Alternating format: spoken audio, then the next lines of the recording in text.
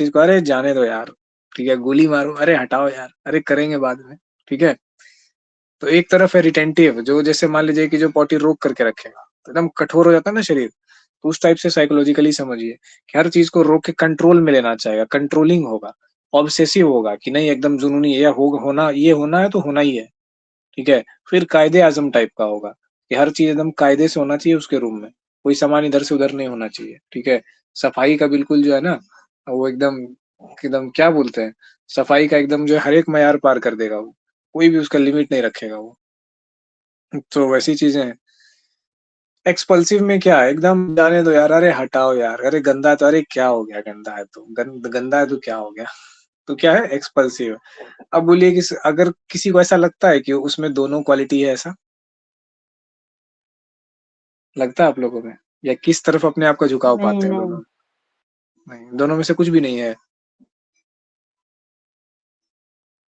हम्म, कुछ तो होगा। फर्स्ट वाला है सर।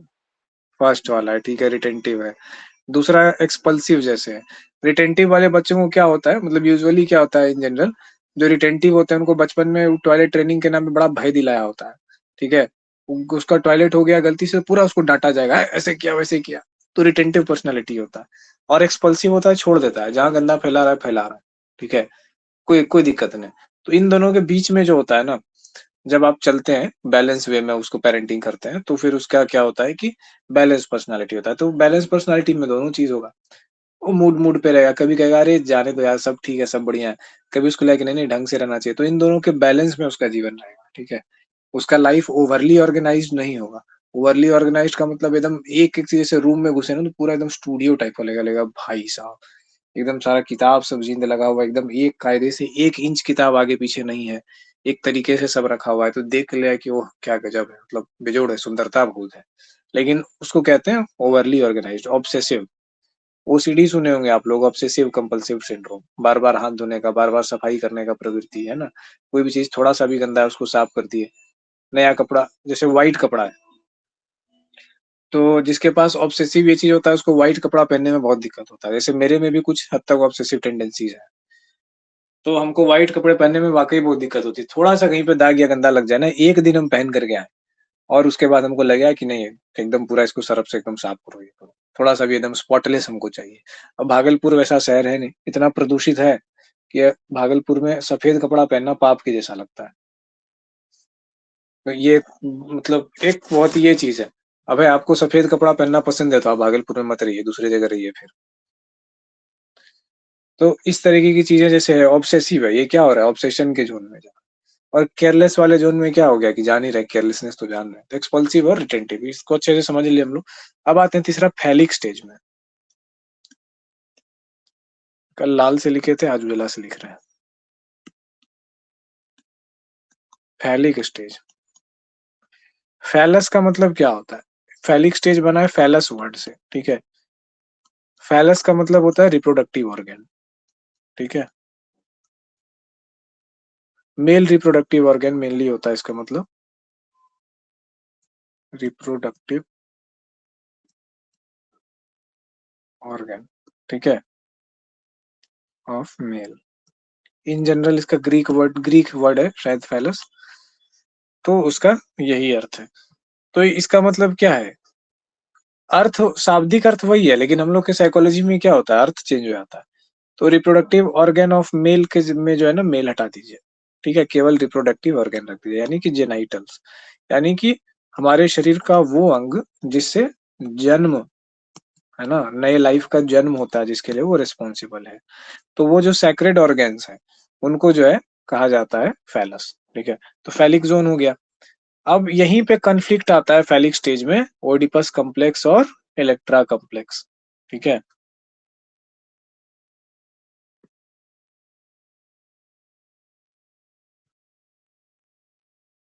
इसमें लिख लीजिए जो बात हम लोग किए थे पहले, इसी स्टेज का है वो, ओडिपस कॉम्प्लेक्स और इलेक्ट्रा कॉम्प्लेक्स।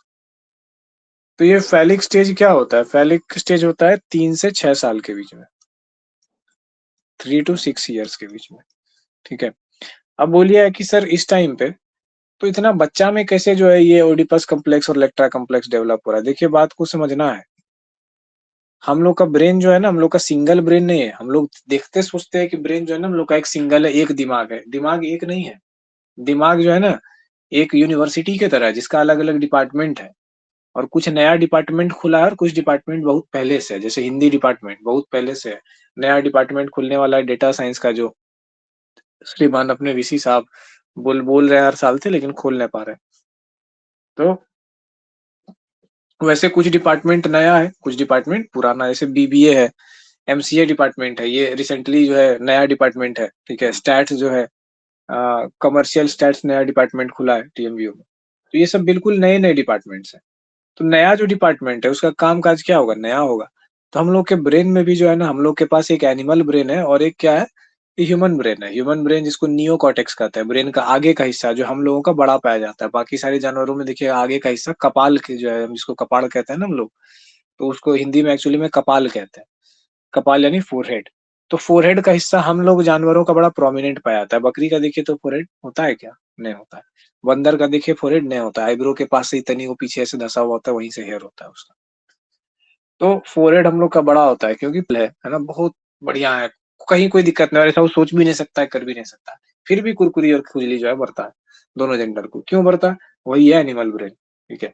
और बाद में जब आप उसको रैशनलाइज करते हैं कि ये ठीक है, मतलब हाँ चलो कोई नहीं, होता है, सोशल कनेक्शन भी एक चीज है। तो जब आप उसको रैशनलाइज करते हैं तो क्या हो जाता है कि रैशनलाइज करने में आप प्रीफ्रंटल कॉर्टेक्स का यूज कर रहे हैं, लॉजिक को देख रहे हैं, एविडेंस को देख रहे हैं, सारी चीजें। तो ये जो फैलिक स्टेज है ना, 3 से 6 साल में। अब बोलिए कि सर जो दिमाग होता है ना आदमी का, वो कब तक डेवलप होता है? देखिए सारा ऑर्गन जो है ना पहले डेवलप हो जाता है आदमी का। एक ब्रेन जो है ना वो 30 साल की उम्र पे जाकर के मैच्योर होना चालू होता है। अब मैं, अरे यार क्लास के टाइम, तो क्या है कि ब्रेन जो है मैच्योर होना चालू हो जाता है उस टाइम पे। ठीक है।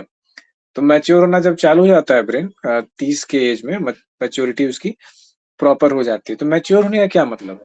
अब जैसे मान लीजिए कि रिप्रोडक्टिव ऑर्गन है बच्चे का, ठीक है, वो तो बचपन से है उसके पास। लेकिन रिप्रोडक्टिव ऑर्गन मैच्योर कब होगा? प्यूबर्टी के बाद। प्यूबर्टी में क्या होगा? मैच्योरेशन उसका शुरू होगा, उसका फंक्शन शुरू होगा, हार्मोन्स वगैरह आएंगे। ऑर्गन तो पहले से है, लेकिन हार्मोन्स वगैरह क्या है, पहले से नहीं बन रहा है। तो जब तक प्यूबर्टी रीच नहीं होती है, तो लड़का या लड़की का जेंडर क्या होता है? न्यूट्रल जेंडर होता है।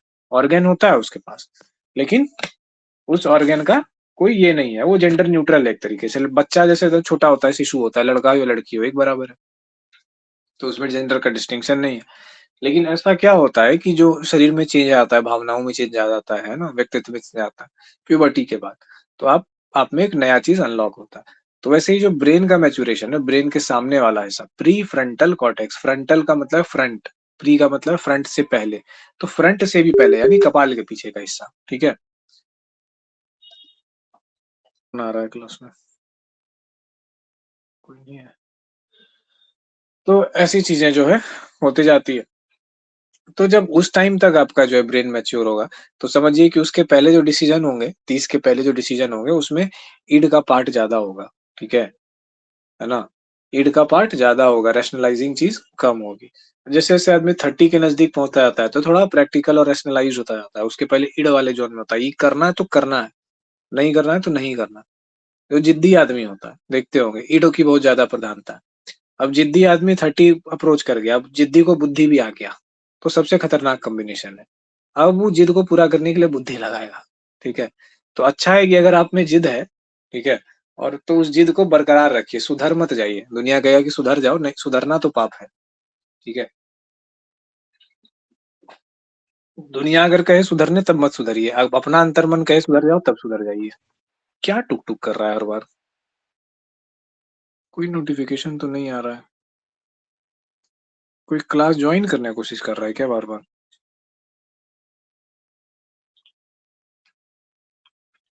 नहीं सर, वो कैसा गई थी, मतलब लेफ्ट हुई थी तो फिर ज्वाइन की इसलिए आया, और उससे पहले सुबह आए थे तो उसका नोटिफिकेशन था। ओह अच्छा, इसीलिए हमको लग रहा है कि कोई ज्वाइन करने की कोशिश कर रहा है, मिस कर दे रहा है। अब अगला परेशान हो रहा है होगा कि ज्वाइन नहीं हो रहा है। नहीं सर, यही चलिए ठीक है मतलब फिर, गए कोई हुए बात नहीं। थे। कोई बात नहीं, बढ़ते हैं आगे हम लोग। तो ये फैलिक स्टेज की यही कहानी है। अब फैलिक स्टेज में अगर फिक्सेशन हो जाएगा तो क्या होगा? फैलिक स्टेज को थोड़ा डिटेल में हम लोग समझते हैं।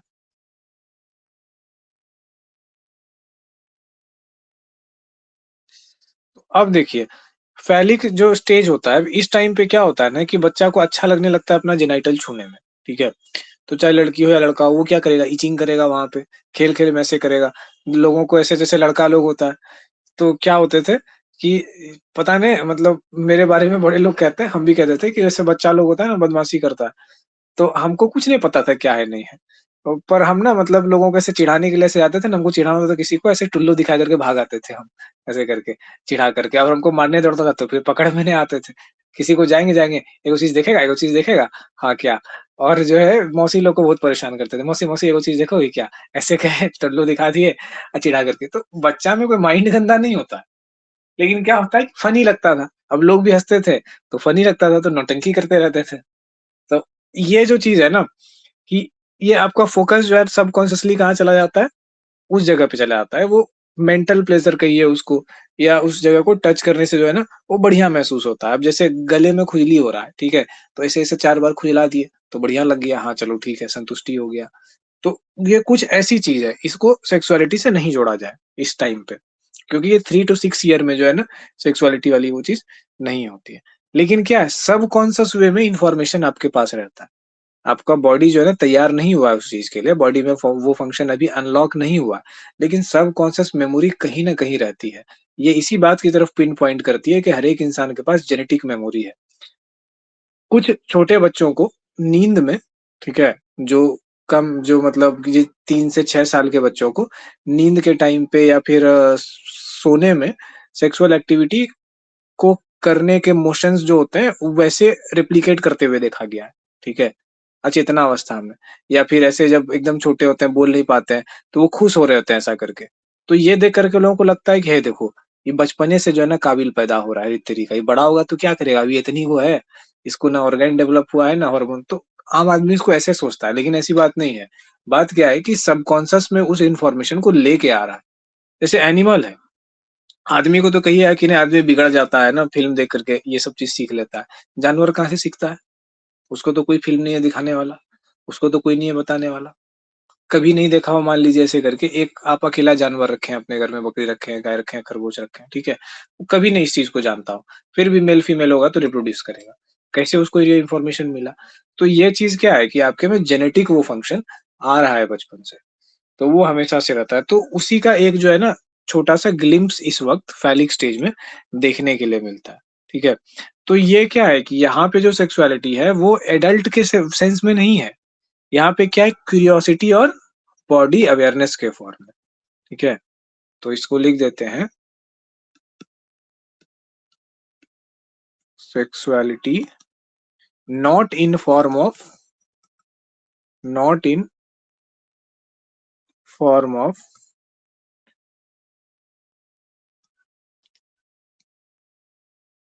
एडल्ट, ठीक है? Adult sense but more about curiosity, ठीक है? क्यूरियोसिटी होती है, ध्यान जाता है उस तरफ। Curiosity and bodily awareness. Adult के बाद क्या लिखे हैं sir? Adult sense SENSE। Hindi में भी इसको हम बता देते हैं। नहीं इंग्लिश में ही लिख लीजिए, इतना तो समझ जाइएगा। वो हिंदी में थोड़ा बोलने में नहीं बनेगा ये सब चीज़। क्यूरियोसिटी एंड बॉडीली ये क्या है? अवेयरनेस होगा, हाँ, बॉडीली अवेयरनेस। अब इस टाइम पे क्या होता है ना बच्चों में ये देखा पाया गया है कि उनमें क्यूरियोसिटी होती है अपने जेनिटल्स को एक्सप्लोर करने की, ठीक है? तो अपने जेनिटल्स को क्या करेगा, वो जो है ना देखेगा कैसा है, क्या है, कभी जो है आगे-पीछे करेगा, कभी मतलब विभिन्न प्रकार के जो है वो एक्शंस करेगा कि इसके अंदर में क्या है, ठीक है? यहाँ पे क्या है, कैसे काम करता है, ऐसा क्यों है, ठीक है? अपना जेनिटल्स दिखेगा, वो दूसरे का जेनिटल्स देखना चाहेगा, ठीक है? कि जो है कि उसका जेनिटल कैसा है, उसका वैसा क्यों है, मेरा वैसा क्यों है? तो यहाँ पे कुछ भी जो है ना, कोई भी एडल्ट सेंस वाला फीलिंग नहीं होता है, मन एकदम साफ-सुथरा होता है, पवित्र एकदम, ठीक है? होती क्या है, एक क्यूरियोसिटी और दूसरा अवेयरनेस। क्योंकि उस टाइम पे बच्चा बहुत क्यूरियस होता है ना? बहुत जिज्ञासु होता है, उसको जानना होता है सब चीज़ को। तो उसको जानना होता है कि जो मेरे साथ जो है, जो बच्चा है, जो बच्ची है खेल रही है, उसका जो है जेनिटल्स ऐसा क्यों है, मेरा ऐसा क्यों नहीं है, ठीक है? उसका ऐसा कैसे है, मेरा ऐसा कैसे है? तो ये चीज़ें जो है ना, ये इस तरह की चीज़ें क्यूरियोसिटी वाइज़ उसको होती है। तो वैसे में वो सबकॉन्शियस क्यूरियोसिटी के कारण वो अपनी चीज़ें एक्सप्लोर करता है। तो पेरेंट देखता है तो उसको सिखाता है कि देखो बार-बार जो है ना उधर नहीं छूना चाहिए, है ना? गलत बात है, गंदी बात है ना? ये आप छुइए तो उसको हाथ धोइए जा करके। वो जो है ऑर्गेन जो है क्या है आपका बैक्टीरिया रहता है वहाँ पे, तो आप उसको अच्छे से सिखाते हैं कि बार-बार ऐसे मत करो। तो आप क्या करते हैं उसको फिक्सेशन होने से बचाते हैं। यहीं पे वो कांसेप्ट आ जाता है, ठीक है? क्यूरियोसिटी में आपने एक्सप्लोर किया, आपको वो क्यूरियोसिटी रहेगी एक्सप्लोर करने की कि मेरे में क्या नहीं है, अगले में क्या अंतर है। और यहीं से जो है, ये जो 3 टू 6 ईयर में जो फेलिक स्टेज का सबकॉन्शियस बीज पड़ा, ये जाके कब खुलता है? प्यूबर्टी के टाइम पे, कि जब एक्सप्लोर करने की चाहत जो है और ज़्यादा बढ़ जाती है, जानने की चाहत और ज़्यादा बढ़ जाती है। तो उसका बीज पड़ जाता है इसी जगह पे, ठीक है? तो ये सीडिंग फेज़ है, सीडिंग फेज़ ऑफ सेक्सुअलिटी। 3 वर्ष की उम्र से 6 वर्ष की उम्र। अब जो वीमेन है, तो उनका प्यूबर्टी पहले आता है, तो वो सीडिंग फेज़ से जो है, क्या बोलते हैं कि एक्चुअलाइज़िंग फेज़ जो होता है, उसमें पहले पहुँच जाती है। मेल्स को बाद में आता है, तो वो बाद में पहुँच जाते हैं। ऐसा एवरेज माना गया। अगेन ये एक स्टैटिस्टिकल एवरेज है, ज़्यादातर देखा गया, ज़्यादातर पाया गया है। लेकिन कुछ लोग एवरेज से बहुत अलग होते हैं। जैसे हम एक ऐसा व्यक्ति थे, मतलब इतने अजीब थे, समझ लीजिए कि हम लेट ब्लूमर हैं। मेरा ऐज बहुत धीरे जो है जा रहा है। तो इतना धीरे जा रहा है कि मेरा प्यूबर्टी ग्रेजुएशन के बाद शुरू हुआ था। ग्रेजुएशन तक देखिएगा तो हम बच्चा जैसा ही दिखाई पड़ते थे। एकदम बिल्कुल वैसा ही कि क्या बोले कि 25 साल में 15 साल का दिख रहे हैं, 35 में जो है 25 का दिखेंगे। लगभग 10 से 12 साल हम यंग दिखते हैं। तो सब बच्चा लोग समझता है कि नहीं भैया हैं, मेरे ही ऐज के हैं, 1-2 साल बड़े होंगे। जब पता चलता है कि नहीं 10-10, 12-12 साल बड़े हैं, तो शॉक लगता है। और मेरी उम्र और मेरे क्लासमेट वाले सबको जब देखता है कि एकदम अंकल-आंटी के जैसा पूरा हो गया है, बाल-वाल किसी का पक रहा है, किसी का एकदम पेट पूरा ऐसे हो गया है। तो यकीन नहीं करता है कि हाँ, ऐसा है। तो ये अब क्या है कि कई लोग क्या होते हैं कि उस स्टैटिस्टिकल एवरेज से अलग भी होता है, तो सबकी अपनी-अपनी बॉडी है। अब वो किसको क्या मिला है वो जाने। तो हम क्या थे लेट प्यूबर्टी में आए थे, सोचे ग्रेजुएशन के बाद किसी आदमी में प्यूबर्टी आ रहा है, यानी कि पीजी के टाइम पे, ग्रेजुएशन मेरा 2016 में हुआ था, ठीक है? तो उस टाइम पे उसके बाद उसको समझ में आया आ रहा है कि मेल फीमेल इंटरेक्शन क्या होता है, तो दुनिया में कितना पीछे है उन चीज़ों में, ठीक है? यही मेरा एक बहुत अच्छा वजह भी था कि मेरी पढ़ाई जो है अच्छी रही सब दिन। क्योंकि जहाँ पे जाकर के मतलब जिस टाइम फीमेल के प्रति अट्रैक्शन आपका पीक पे रहता है, ठीक है? तब तक हम जो है ना मेरा ध्यान उधर गया ही नहीं क्योंकि हमको कुछ फ़ील ही नहीं होता था। तो जो है बहुत बात है, मूँछ-दाढ़ी भी बहुत लेट से होता है। तो ये क्या चीज़ है, ये जो सीडिंग फ़ेज़ है ना, सीडिंग फ़ेज़ पड़ जाता है उस टाइम पे, लेकिन एक्चुअलाइज़िंग फ़ेज़ आपके प्यूबर्टी पे डिपेंड करेगा और अगेन प्यूबर्टी जो है सबको अलग-अलग हिट करती है, ठीक है? किसी-किसी लड़कियों को देखिएगा या लड़कों को भी बहुत सारे स्कूल कॉलेज में देखने मिले हैं कि यार ग्रेजुएशन पी तक तो कैसा ना लगता था कुछ है ही नहीं। और 10 साल 15 साल बाद दिखा, तो जब तक सबका आकर्षण खत्म होता था उस समय लग रहा था भाई कितना आकर्षक हो गया ये लड़का या कोई लड़की, गज़ब हो गया ये तो। ये कैसा लगता था उस टाइम स्कूल कॉलेज में जिस टाइम हम लोग पूरा एकदम हीरो-हीरोइन जैसा लगते थे। तो वही है कि सबकी बॉडी डिफरेंट है, सबका प्यूबर्टी डिफरेंट है।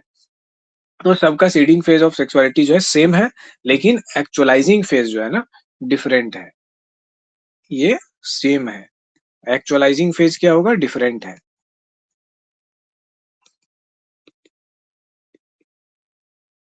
तो एक्चुअलाइज़िंग फेज़ डिफरेंट होने से क्या होगा कि डिफरेंट वो चीज़ें होंगी, डिफरेंट वे में आएगा।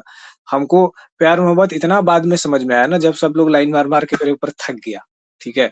तब हमको समझ में आया कि अरे राम! ये सब क्या-क्या सब चीज़ हो रहा था मेरे साथ। हम तो इतना मासूम थे कि हमको सर समझ में भी नहीं सीडिंग आता था फेज ये को सब। दोबारा समझा दीजिएगा।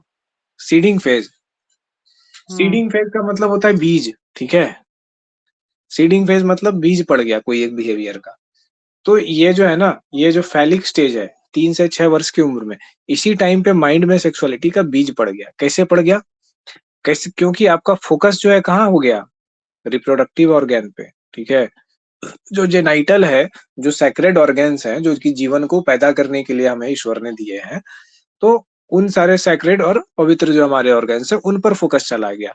अब ये हमारे समाज की बुराई है ना कि जो हम लोग का सबसे सेक्रेड चीज़ है, मतलब ये कितना पावरफुल चीज़ है कि आप एक जीवन को जन्म दे रहे हो, उसको सेक्रेड नहीं बता के उसको गंदा बताता है हम लोग का सोसाइटी, ठीक है? कि नहीं ये गंदा चीज़ है, उसको टैबू बताता है, ये वो करता है। तो यार अगर दिमाग साफ है ना, कहते हैं मन चंगा तो कटौती में गंगा, जिसके मन में खोट नहीं उसके तन पे लंगोट नहीं। तो ये वाला हिसाब है। तो इस तरीके से क्या है कि इस तरीके से इसको देखिए। सेक्सुअलिटी को लोग कैसे देखते हैं? भोग के विषय में देखते हैं, वासना के विषय में देखते हैं। यार इसको वैसे देखो ना कि लाइफ फोर्स। पता है ब्रह्मांड में 2 ही जगह है, जहाँ पे ना पदार्थ और ऊर्जा दोनों मिलकर दोनों एक जगह पे मिलती है, ठीक है? और एक जगह जो है, वो कहलाता है जहाँ पे पदार्थ और ऊर्जा यानी कि मैटर और ऊर्जा का मतलब चेतना, कॉन्शसनेस दोनों मिलके एक होती है, वो है ब्लैक होल एक यूनिवर्स में, जहाँ से यूनिवर्स का निर्माण होता है। और दूसरा है गर्भ, ठीक है? जहाँ पे आपका मटेरियल जो होता है और एनर्जी दोनों मिलकर के एक नया लाइफ का निर्माण करता है। सिर्फ 2 ही चीज़ है पूरे सृष्टि में, पूरे ब्रह्मांड में, और उस चीज़ को रिस्पेक्ट नहीं करके उसको डर्टी वे में देखा जा रहा है। तो यही चीज़ जो है ना, देखा गया कि क्या हो रहा है कि कैसे जो है सेक्सुअल बिहेवियर, सोचिए कि बच्चा है, उसको कुछ नहीं पता इस बारे में, माइंड उस तरफ नहीं है, कैसे उधर चला गया? तो इसी का एक्सप्लेनेशन है ये स्टेज, फैलिक स्टेज, ठीक है? तो यहीं पे जो सेक्सुअलिटी डेवलप होती है एडल्ट के सेंस में नहीं है। एडल्ट के सेंस में सेक्सुअलिटी का क्या मतलब है कि हाँ, वो प्लेज़र सीकिंग है। लेकिन यहाँ पे क्या हो रहा है, क्यूरियोसिटी यानी जिज्ञासा। है ना? ज्ञान उसको चाहिए। उसको जानना है कि मेल जैसे है, उसको जानना है कि ये क्या है, कैसा है? वो देखेगा अपने जो है मतलब पार्ट को, जो टेस्टिस है, स्क्रोटम है, उसको एक्सप्लोर करेगा, जो पेनिस शाफ्ट है, पेनाइल शाफ्ट है, उसको एक्सप्लोर करेगा, स्किन हटा करके देखेगा ऊपर-नीचे ऐसे करके क्या है, नहीं है। तो वो 3 साल का जो बच्चा ये करेगा। फीमेल जो है सिमिलर वो चीज़ें करेंगी, वो ऐसे करके देखेगी कि ये क्या है, why there is a cavity inside. और ये एक क्या हुआ कि एक क्रॉस वो चीज़ डेवलप हो गई कि मेरा शरीर ऐसा क्यों है, उसका शरीर ऐसा क्यों है? मेरा ऐसा है तो उसका ऐसा क्यों नहीं है और उसका ऐसा है तो मेरा ऐसा क्यों नहीं है। ये कंपैरिज़न करने की चीज़ जो है ना सबकॉन्शियस रूप में डेवलप होती है। अब बोलिए कि सर किसी बच्चे को अगर उस माहौल में हम रखे ही नहीं तब तो होगा नहीं, नहीं, फिर भी होगा। ये चीज़ वो अपने सेल में लेकर के आया है। ब्रेस्ट फीडिंग कौन सिखाता है बच्चे को? पैदा होता है, मुँह लगाता है, सक करने लग जाता है तुरंत से। कौन सिखाया है बच्चे को ब्रेस्ट फीडिंग? कोई नहीं। अगर आप पैदा हुआ बच्चा को पानी में फेंक दीजिएगा तो देखिएगा कि वो तैर रहा है, डूबेगा नहीं वो। स्विमिंग कौन सिखाया उसको? वो लेकर के आया है। तो वैसे में ही जो है ना, ये चीज़ें जो है सेक्सुअलिटी वो अपने साथ लेकर के आया। जैसे एनिमल्स को कोई नहीं सिखाता, इंसान को तो ये है कि नहीं बिगाड़ दिया तो सीख लिया ये सब चीज़। नहीं बिगड़ा होता तो जैसे जीवन में कभी रिप्रोडक्शन करता ही नहीं या उसको कुछ महसूस ही नहीं होता, हार्मोन जनरेट ही नहीं होता। तो इस तरीके से थोड़ा कल्चर हम लोग को बताता है, लेकिन ऐसा भैया है नहीं। सीडिंग फेज़ मतलब क्या है? बीजारोपण, ठीक है? इस फेज़ में क्या हो रहा है? सेक्सुअलिटी का बीजारोपण हो रहा है। किस उम्र में हो रहा है? 3 से 6 वर्ष की उम्र में, फैलिक स्टेज में हो रहा है। तो इसमें क्यूरियोसिटी हो रही है। अब ये क्यूरियोसिटी पूरी होगी क्या? नहीं होगी पूरी। क्यों नहीं पूरी होगी? क्योंकि समाज में 3 साल और 6 साल के बच्चे-बच्चियों को क्यूरियोसिटी पूरा करने तो देगा नहीं। और बिहेवियर क्या है? अनकॉन्शियस में तो वही है, भले दोनों का हार्मोन एक्टिवेट नहीं है, लेकिन अनकॉन्शियस हावी होकर के क्या हो जाएगा? सेक्सुअल एक्ट्स में दोनों संलिप्त हो जाएगा। बिना किसी प्लेज़र के, बिना किसी एक्सचेंज ऑफ प्लेज़र के। बस उसको लगेगा कि नहीं मतलब ऐसा है। तो उसको कॉमेडी लगेगा, उसको हँसी लगेगा, उसको खेल समझेगा वो। ठीक है? तो ये चीज़ें कैसे आई इस अस्तित्व में? बोलिए कि सर ये सब चीज़ कहाँ से देखा होगा सिगमंड फ्रायड। तो सिगमंड फ्रायड एक मिडाइवल समाज का हिस्सा था। हम आपको बताए थे ना उस टाइम पे, उस समय का समाज काफ़ी अलग था, ठीक है? बच्चों को भी जो है ना, छोटे-छोटे बच्चों को काम कराया जाता था, फैक्ट्री में, चिमनियों में उतारा था और जो काम करके पैसा लाने लगा उसको बच्चा नहीं, उसको एडल्ट कहा जाता था। मिस्टर हो गया और मिस हो गई, ठीक है? वो 3 साल का, 4 साल का घुटना काहे न है, मिस्टर और मिस कहलाने लगता था। मास्टर कहलाता था और इधर मिस कहलाती थी। तो ये थोड़ा-सा अलग समाज था। तो इस कारण से जो है ना इन चीज़ों को सिगमंड फ्रायड ने देखा सामने से होते हुए। भारत में जो है ना ये थ्योरी नहीं डेवलप हुई क्योंकि भारत में ये चीज़ें दिखेंगी नहीं। तो इसीलिए इसको सीडिंग फेज़, बीजारोपण का फेज़ कहा जाता है। बाद में क्या होता है जब आप ये चीज़ होते हैं, किशोरावस्था में जब पहुँचते हैं, तो आपको आकर्षण अपने आप डेवलप होता है। जब हार्मोन जो होता है ना, वो सारे जो है आपका सिस्टम्स को जो है एक्टिवेट कर देता है। हार्मोन्स क्या है? वो शरीर में बनने लगता है और सारे सिस्टम्स को एक्टिवेट करके आपके बॉडी को फुल स्ट्रेंथ में ला देता है। जैसे समझ लीजिए कि पहले मोटरसाइकिल तो था पर तेल नहीं था। अब तेल चला गया मोटरसाइकिल में, तो अब मोटरसाइकिल इंजन काम करने लग गया। तो ऑर्गन्स एक्टिवेट हो जाते हैं, मेंटालिटी में चेंज होता है, विपरीत जेंडर के प्रति अट्रैक्शन लगने लगता है, विपरीत जेंडर से बात करना अच्छा लगने लगता है सबकॉन्शियस रूप से। तो उस टाइम से ये बिहेवियर हम लोग का सेट होने लगता है। तो वही आगे जाकर के प्यूबर्टी में क्या बनता है सेक्सुअलिटी और सेक्सुअल डिज़ायर का कारण बनता है। तो जब बन जाता है तो उसको हम लोग कहते हैं एक्चुअलाइज़िंग फेज़, ठीक है? यानी कि ये एडल्ट जब हो गया तब। तो एडल्ट एक्चुअलाइज़िंग फेज़ क्या है? फैलिक स्टेज का हिस्सा है? नहीं है। ये क्वेश्चन आएगा कि actualizing phase part of phallic stage? नहीं। क्या एक्चुअलाइज़िंग फेज़ में फैलिक स्टेज की भूमिका है? क्या भूमिका है? अगर ये पूछा जाए तो यही बोला है कि सीडिंग फेज़ है। अब एक्चुअलाइज़िंग फेज़ जो है ना डिफरेंट है सबके लिए अलग-अलग है। इन जनरल क्या है, किशोरावस्था है। इन जनरल आप कह लीजिए किशोरावस्था, लेकिन किशोरावस्था एक एवरेज चीज है। आप लोग भी सुने होंगे ना कि 18 साल तक शरीर का ग्रोथ होता है। कौन कौन सुना है कि शरीर जो है 18 साल तक ग्रो करता है? सुने हैं सर। हाँ तो क्या कोई ऐसा आदमी नहीं देखा है जो 18 के बाद लंबा चौड़ा या तगड़ा हो गया हो? हाँ देखे सर। लंबा का वो समय देखे हैं सर, मोटा ताजा हो गया ये देखे हैं। हाँ, तो लंबा जबकि हम देखिए सर, अचानक से मतलब देखे है ना, लंबा हो जाता है, हम सत्रह लोग अठारह बहुत साल देखे, में अचानक से लंबा हम हो जाएगा। हम बहुत आदमी को देखे हैं, ठीक है। 27 साल तक ग्रो किया है उसका लंबाई, ठीक है, 27-28 साल तक ग्रो किया है लंबाई। तो हम जब देखते हैं ना 18 साल वाले, तो हम हंसते हैं इस चीज को। हमको एक्चुअली में कोई आदमी ने दिखाया जो कि 18 साल तक ग्रो किया। 18 साल तक सब हमको तनिए को दिखा है, ठीक है। मतलब हम भी तो थे ही आदमी, हम भी जीवित ही थे। तो बहुत लोग हमको दिखे हैं जिसका ग्रोथ 18 में रुक गया है, लेकिन हमको बहुत ज्यादा लोग, उससे ज्यादा लोग उतने दिखे हैं जो कि 18 तक फुल ग्रोथ नहीं किया था, 18 के बाद उसका ग्रोथ स्पॉट हुआ है। बहुत ज्यादा दिखा है। इतना ज्यादा दिखा है कि उसकी संख्या ज्यादा है बनिस्बत इसके कि जो 18 तक ग्रो किया है। तो दोस्त सब था मेरा वो लोग, तो उस टाइम पे हम लोग को सबको शर्ट पैंट एक जैसा आता था। तो 18, 19, 20 तक जो है एकदम वैसे ही पतला-चितला सब। अब हाइट भी बढ़ गया है काफ़ी, 24-25 साल तक बढ़ा है, तो हाइट भी 24-25 साल तक बढ़ती है, ग्रोथ होता है, लंबाई-चौड़ाई सब बढ़ती है, फ्रेम भी लंबा-चौड़ा होता है। लड़कियों में भी देखे हैं, ठीक है। तो ये देखे हैं कि मतलब हम देखें एक लड़की को, वो 24-25 साल की थी। 3 साल में हम देखे कि उसका हाइट जो है पहले मेरे नाक तक आता था, अब फोरहेड तक आने लगा। 3 साल में उसका हाइट ग्रो करके। तो कोई लोड नहीं। तो ये ना एक एवरेज वो चीज़ है। अब पश्चिम में ऐसा होता है, पश्चिम में देखिए कि कम ही उम्र में आदमी लंबा चौड़ा हो जाता है। 17-18 तक पहुंचते पहुंचते ना 14-15 साल का जो है बच्चा सब आपको 6-6 फीट का दिखने लगेगा, ठीक है। वेस्ट में, यूरोपियन लोग में। तो यूरोपियन लोग क्या होते हैं, 18 साल तक अपना बॉडी का वो चीज लगभग अचीव कर जाते हैं। उनमें ऐसा नहीं होता, और हम लोग साइंस कहाँ निकाले, वेस्ट का उठा के कॉपी पेस्ट किया। पर इंडियन पॉपुलेशन में ऐसा बिल्कुल नहीं है। इंडियन पॉपुलेशन का ग्रोथ एज जो है वो 25 तक है। तो 18 के बाद अगर कोई सोच लिया है कि अब मेरा हाइट नहीं बढ़ेगा, अब हम लंबा चौड़ा नहीं होंगे, तो बहुत गड़बड़ सोच रहा है। 25 तक बढ़ेगा तुम्हारा, ठीक है। आराम से ग्रोथ हार्मोन बढ़ाने का काम करो बॉडी में, और खाओ पियो, तो बिल्कुल चेंज होता है। तो ये क्या एक्चुअलाइजिंग फेज जो है, तो जब आपको लग रहा है कि जब ग्रोथ हार्मोन इंडियंस का 25 तक रिलीज हो रहा है, ठीक है, उन लोग का 18 तक में बंद हो जा रहा है, हम लोग का 25 तक रिलीज हो रहा है, तो क्या लगता है कि सेक्सुअलिटी सबका डिफरेंट डिफरेंट नहीं होगा? बिल्कुल होगा। इसीलिए इंडियन पॉपुलेशन में सेक्सुअलिटी बहुत रैंडम है। यूरोपियन पॉपुलेशन में एक्चुअलाइजिंग फेज बहुत कॉमन है। 13, 14 या 15 साल से जो है ना बच्चा लोग शुरू हो जाता है, वहां पे लगभग सबका वही होता है, ठीक है। और हमारे इंडिया में देखिएगा सब व्यक्ति का अलग अलग है ना। कोई 8वें क्लास से चालू हो गया है इन चीजों में बिगड़ करके, तो कोई ग्रेजुएशन के बाद उसको ये सब चीज समझ में आया है, कोई पीजी के बाद समझ में आया, किसी को शादी के बाद तक समझ में आता है ये सब चीज। तो कितना ज्यादा वेरिएशन है इंडियन पॉपुलेशन में। अब बोलिएगा सर वेरिएशन क्यों है? क्योंकि इंडियन पॉपुलेशन दुनिया का बेस्ट पॉपुलेशन है, इसमें दुनिया के हर एक जाति और हर एक नस्ल का जीन है, ठीक है। इसीलिए वेरिएशन बहुत ज्यादा है।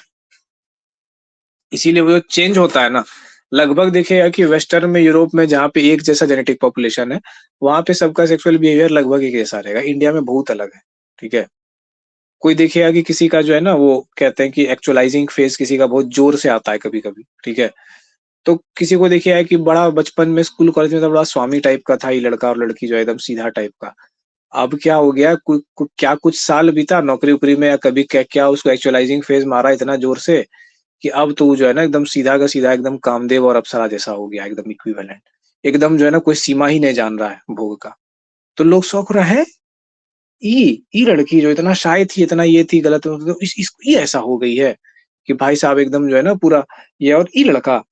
तो क्या हो जाता है, एक्चुअलाइजिंग फेज सबका अलग अलग है, अलग अलग वे में सबको हिट करता है।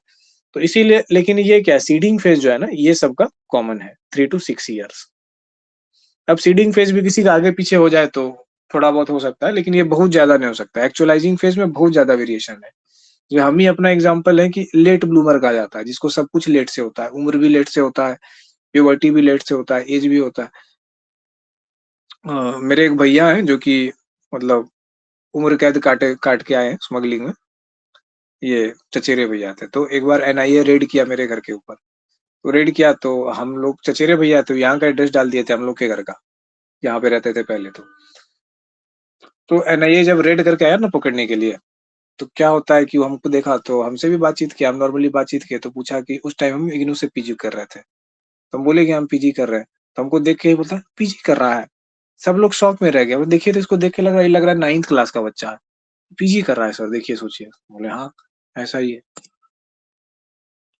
तो वही है ना, सबका डिफरेंट डिफरेंट वे में हिट करता है। तो ये चीज को ध्यान रखना है कि एक्चुअलाइजिंग फेज बहुत अलग है और सीडिंग फेज बहुत अलग है। फैलिक स्टेज क्या होता है? सीडिंग फेज होता है। इसको एक्चुअलाइजिंग फेज नहीं समझना है। यहीं पे लोग गलती करते हैं। जब आप चीजों को सही से नहीं समझेंगे और चले जाएंगे लाठी लेके बहस करने के लिए, तो आप मूर्ख ही है ना। ऐसा बहुत सारा मूर्ख हुआ है जो कि फेलिक स्टेज लेकर के ना सिगमंड फ्राइड से लाठी लेने चला गया था कि तुम क्या गलत सलत बोल रहे हो कि 3 से 6 साल के बच्चे में जो है ना सेक्सुअल फीलिंग और रिप्रोडक्टिव ऑर्गन पे फोकस आ गया, ऐसा वैसा। ये कहाँ से तुम बोल दिए मनगढ़ंत बातें, ऐसे वैसे मनगढ़ंत बातें नहीं है। अच्छे से सिगमंड फ्राइड को पढ़े होते, आपने सिगमंड फ्राइड की लिखी किताब पढ़ी होती तो आपको पता चलता। आपने कर दिया सिगमंड फ्राइड का किताब, सिगमंड फ्राइड के बारे में किससे सुना? राम से। राम ने किसको बोला? श्याम को। श्याम ने बोला किसको? आमिर को। आमिर ने बोला जॉन को। फिर जॉन ने बोला प्रियंका को। प्रियंका ने बोला शुभम को और शुभम ने बोला ब्रजेश को। और फिर ब्रजेश ने एक टेक्स्ट बुक लिख दी जो यूनिवर्सिटी में चल रही है। तो तुमको सही चीज पता कहाँ से चलेगा? कभी नहीं पता चलेगा। तो पूछो ये कि जब सिगमंड फ्राइड जो है ना साइकोएनालिसिस लिखा है, तो सिगमंड फ्राइड का बुक हमको क्यों नहीं पढ़ाया जा रहा है? मेरे लाइब्रेरी में सिगमंड फ्राइड का किताब क्यों नहीं है? तब ना समझेंगे हम कि इतना दूर दूर से इसका सुना उसका सुना हुआ आदमी, हम ब्रजेश कौन होते हैं साइकोएनालिसिस के बारे में लिखने वाले? चारों किताब पढ़ के नहीं ना। हमको अगर लिखना भी चाहिए तो हमको सिगमंड फ्राइड के मूल वर्क्स को पढ़ करके लिखें, तब समझ में आता है। तो सिगमंड फ्राइड का वर्क तो मिलेगा नहीं, आउट ऑफ प्रिंट हो गया। सिगमंड फ्राइड के मूल वर्क पे जिसने लिखा वो भी नहीं मिलेगा। मिलेगा कौन वर्क? जिसका पब्लिशर के साथ सेटिंग है, मार्केट में नाम बिक रहा है, सारी यूनिवर्सिटी में सारे टीचर्स को पता है, जो कि एकदम कचरा है। आप लोग जान रहे होंगे हम किस बुक का बात कर रहे हैं। हम हमेशा जो है ना खराब ही बोलते हैं उस बुक और उस राइटर के बारे में जो हिंदी मीडियम में बहुत ज्यादा फेमस है। तो ये वैसी ही किताबें हैं ना। यूट्यूब से ऐसे लगता है वीडियो देख लिया और किताब लिख लिया होगा। मतलब कुछ ऐसा ही काम अगर आज के टाइम में कोई आदमी करेगा तो उसी दर्जे की वो किताब है। तो यही है कि सीडिंग फेज। किताबों में बहस हो गया। हम जब किताबों में देखे तो उसमें क्रिटिसिज्म किया है सिगमंड फ्रूड का। क्रिटिसिज्म में ये लिखा है आलोचना में कि सिगमंड फ्राइड का इतने लोगों ने आलोचना की ऐसे वैसे। तो जब हमने आलोचकों का इतिहास निकाल के देखा तो पता चला कि कैसा आलोचक है। सिगमंड मेरी बात को सुनेगा नहीं और पहले ही आलोचना करने लग जाएगा। सिगमंड फ्राइड ने क्या लिखा है उसको पढ़ा नहीं, आलोचना करने लगा। और किताब लिखने वाला भी कैसा आदमी है कि उस आलोचना को उसने पाठ्य पुस्तक में शामिल कर दिया है, ग्रेजुएशन और पीजी की पुस्तक। तो ऐसा नहीं है, इसीलिए हम ये चीज आप लोगों को पढ़ाए कि उस चक्कर में मत पड़िएगा। ठीक है? सीडिंग फेज और एक्चुअलाइजिंग फेज के अंतर को समझ लीजिए। सिगमंड फ्राइड कभी भी एक्चुअलाइजिंग फेज की चर्चा नहीं की है फेलिक स्टेज के अंदर। वो कहते हैं ये बाद में आता है, सेक्सुअल मैच्योरिटी के बाद आता है। ठीक है?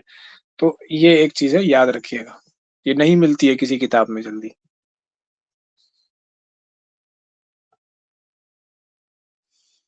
तो ये हम लोग देख लिए।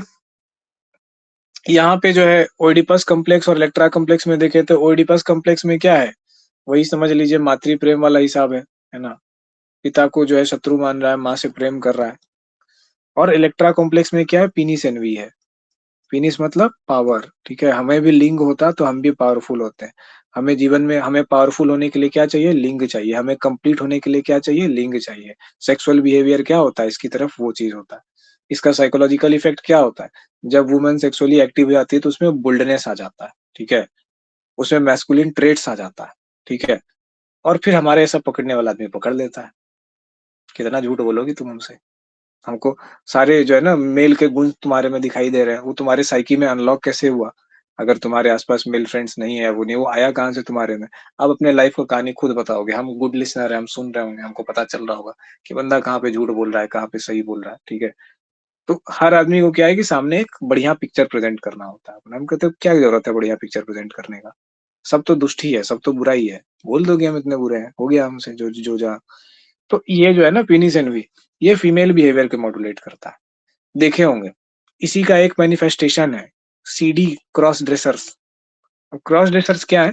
इंग्लिश टर्म है वैसी महिलाओं का जो पुरुष का नकल करती हैं। ठीक है? वो महिला है, वो क्या करेंगे? बाल वाल कटा के रखेंगे पूरा। ठीक है? एकदम पुरुष के जैसे चलेंगी, बोलेंगी, वैसे ही जीन्स वीन्स पहनेगी, कोई मेकअप नहीं, कुछ ऐसे नहीं, वैसे ही बिहेव करेंगी।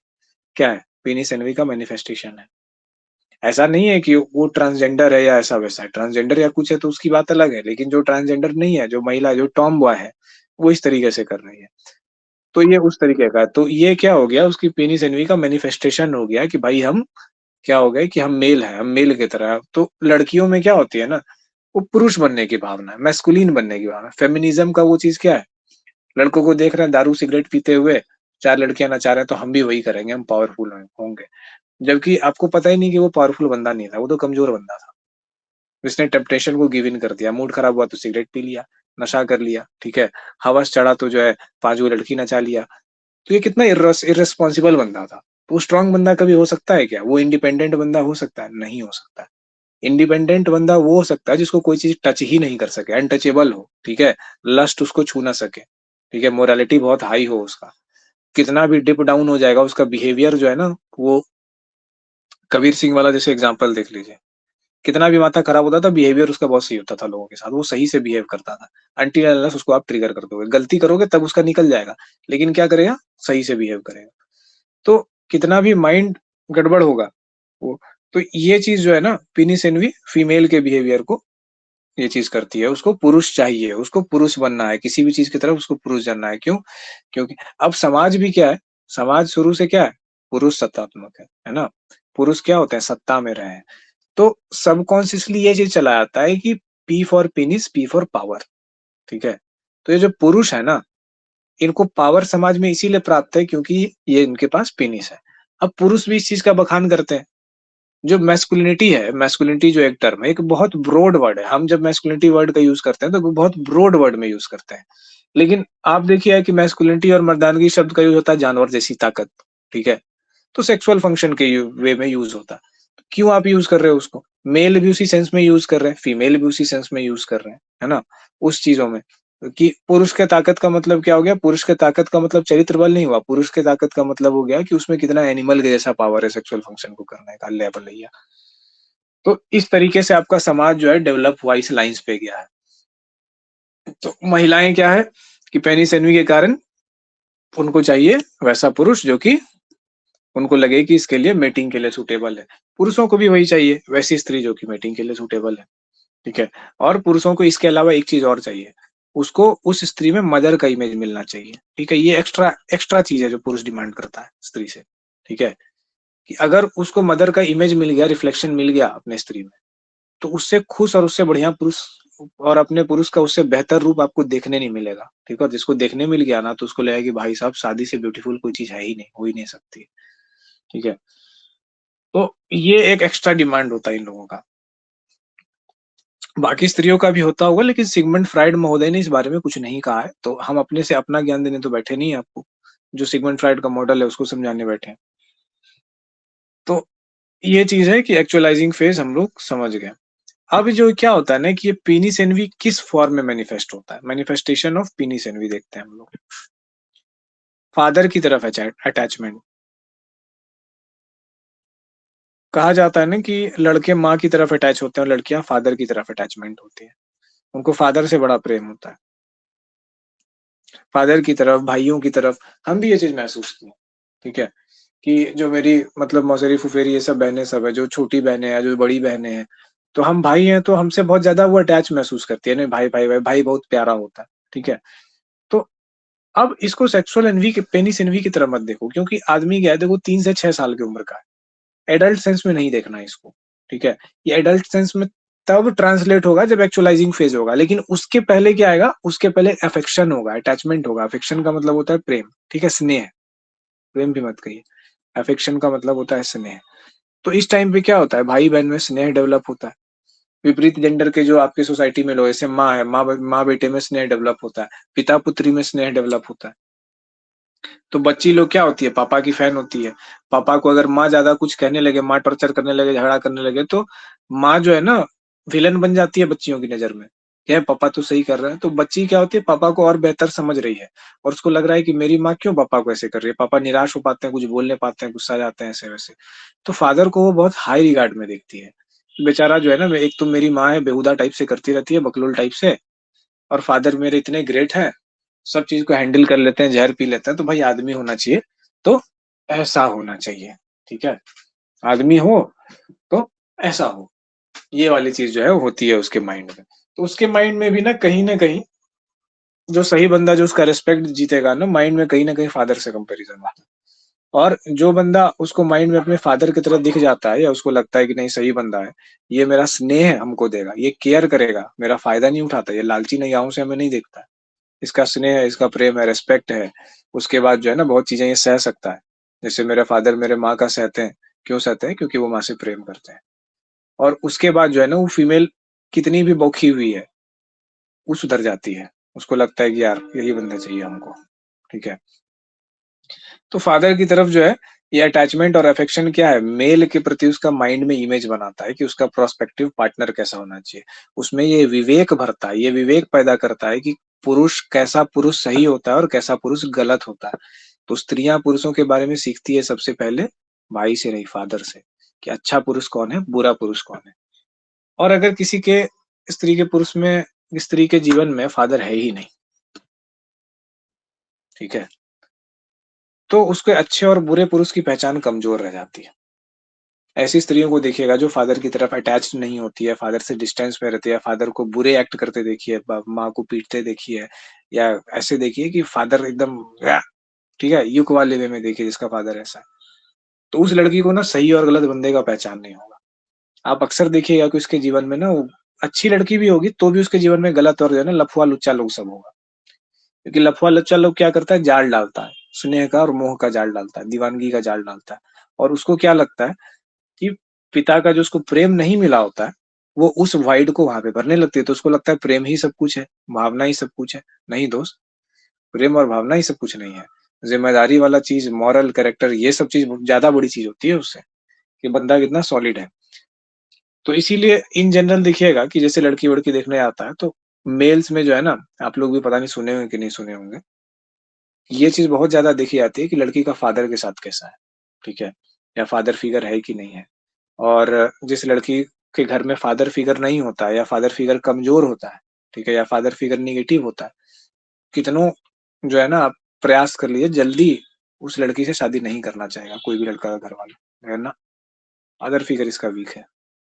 और फिर अगर पता लगा लिया हिस्ट्री वगैरह तब और ऐसा निकल गया तब तो अलग बात है, लेकिन इन जनरल जो है ना इस चीज़ से और मेल में क्या है, मेल में उल्टा होता है। जिसको फादर नहीं हुआ, जिसको फादर का सपोर्ट नहीं मिला, वो बाप का भी बाप बन जाता है, ठीक है? वो अपने फादर जितना उसको सपोर्ट करके अच्छा बनाते हैं, फादर का एब्सेंस होना जितने देखे होंगे जिसके पिता कमज़ोर थे, है ना?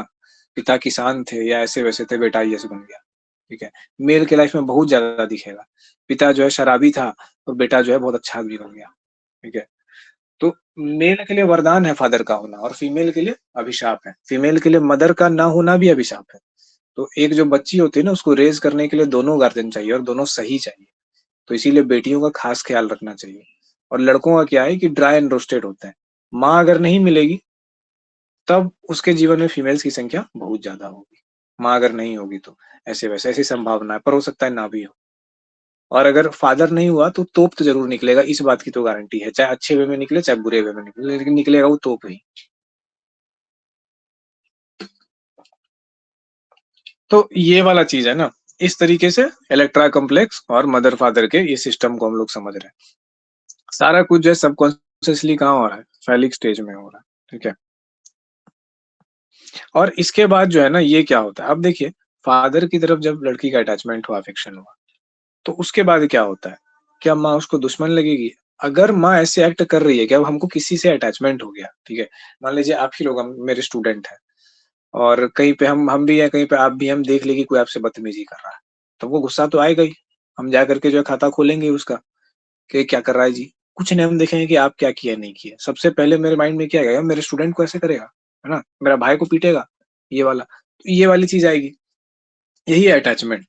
तो जब फादर की तरफ या मदर की तरफ अटैचमेंट हो जाएगा, तो कोई भी आदमी उसको जलील करेगा, कुछ भी करेगा, तो वो आप सह नहीं सकते हैं। मेरे चाचा आईएएस है, ठीक है? और मेरे पापा को एक बार डाँट रहे थे, भाई-भाई का मैटर था। तो कुछ डाँट रहे थे ऐसे-वैसे और डाँट नहीं रहे थे, धमकी दे रहे थे, कि जो है ना जान मरवा देंगे, ऐसे-वैसे कर देंगे। तो डाँटना समझ में आता था।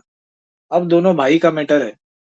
भाई का वैसा ही बोली था बचपन से पापा के प्रति, जान मार देंगे साले, तुमको फेंक देंगे काट के, ऐसे-वैसे। हम सुन लिए सामने में, हम कभी सुने नहीं थे। मेरा पारा गरम हो गया। हमको चाय देने के लिए बोला गया। हम गए, कुर्सी पे बैठे हुए थे, चाय का ऐसे तस्तरी लेकर के, चाय सामने में है, अंकल चाय ऐसे हाथ में दिए, हाथ में देने के बजाय जो है छाती पे ऐसे उड़ेल दिए। चिल्लाए तो छाती पे एक लात दे करके कुर्सी पे नीचे कर दिया, गर्दन पे ऐसे करके पैर रख दिया, बोले कि खत्म कर दें कहानी यहाँ पे। पूरा हाइपर हो गया। मेरे सामने मेरे बाप को धमकी दीजिएगा मेरे घर में घुस करके, आईएएस है तो अपने ऑफिस में, हमसे बच के रहिएगा। ये चीज़ हो गया। अब उसके बाद जो अलग सीन क्रिएट हो गया है, ऐसे किया, वैसे किया, वैसे किया, ये वो, तो फिर जो होना था हुआ।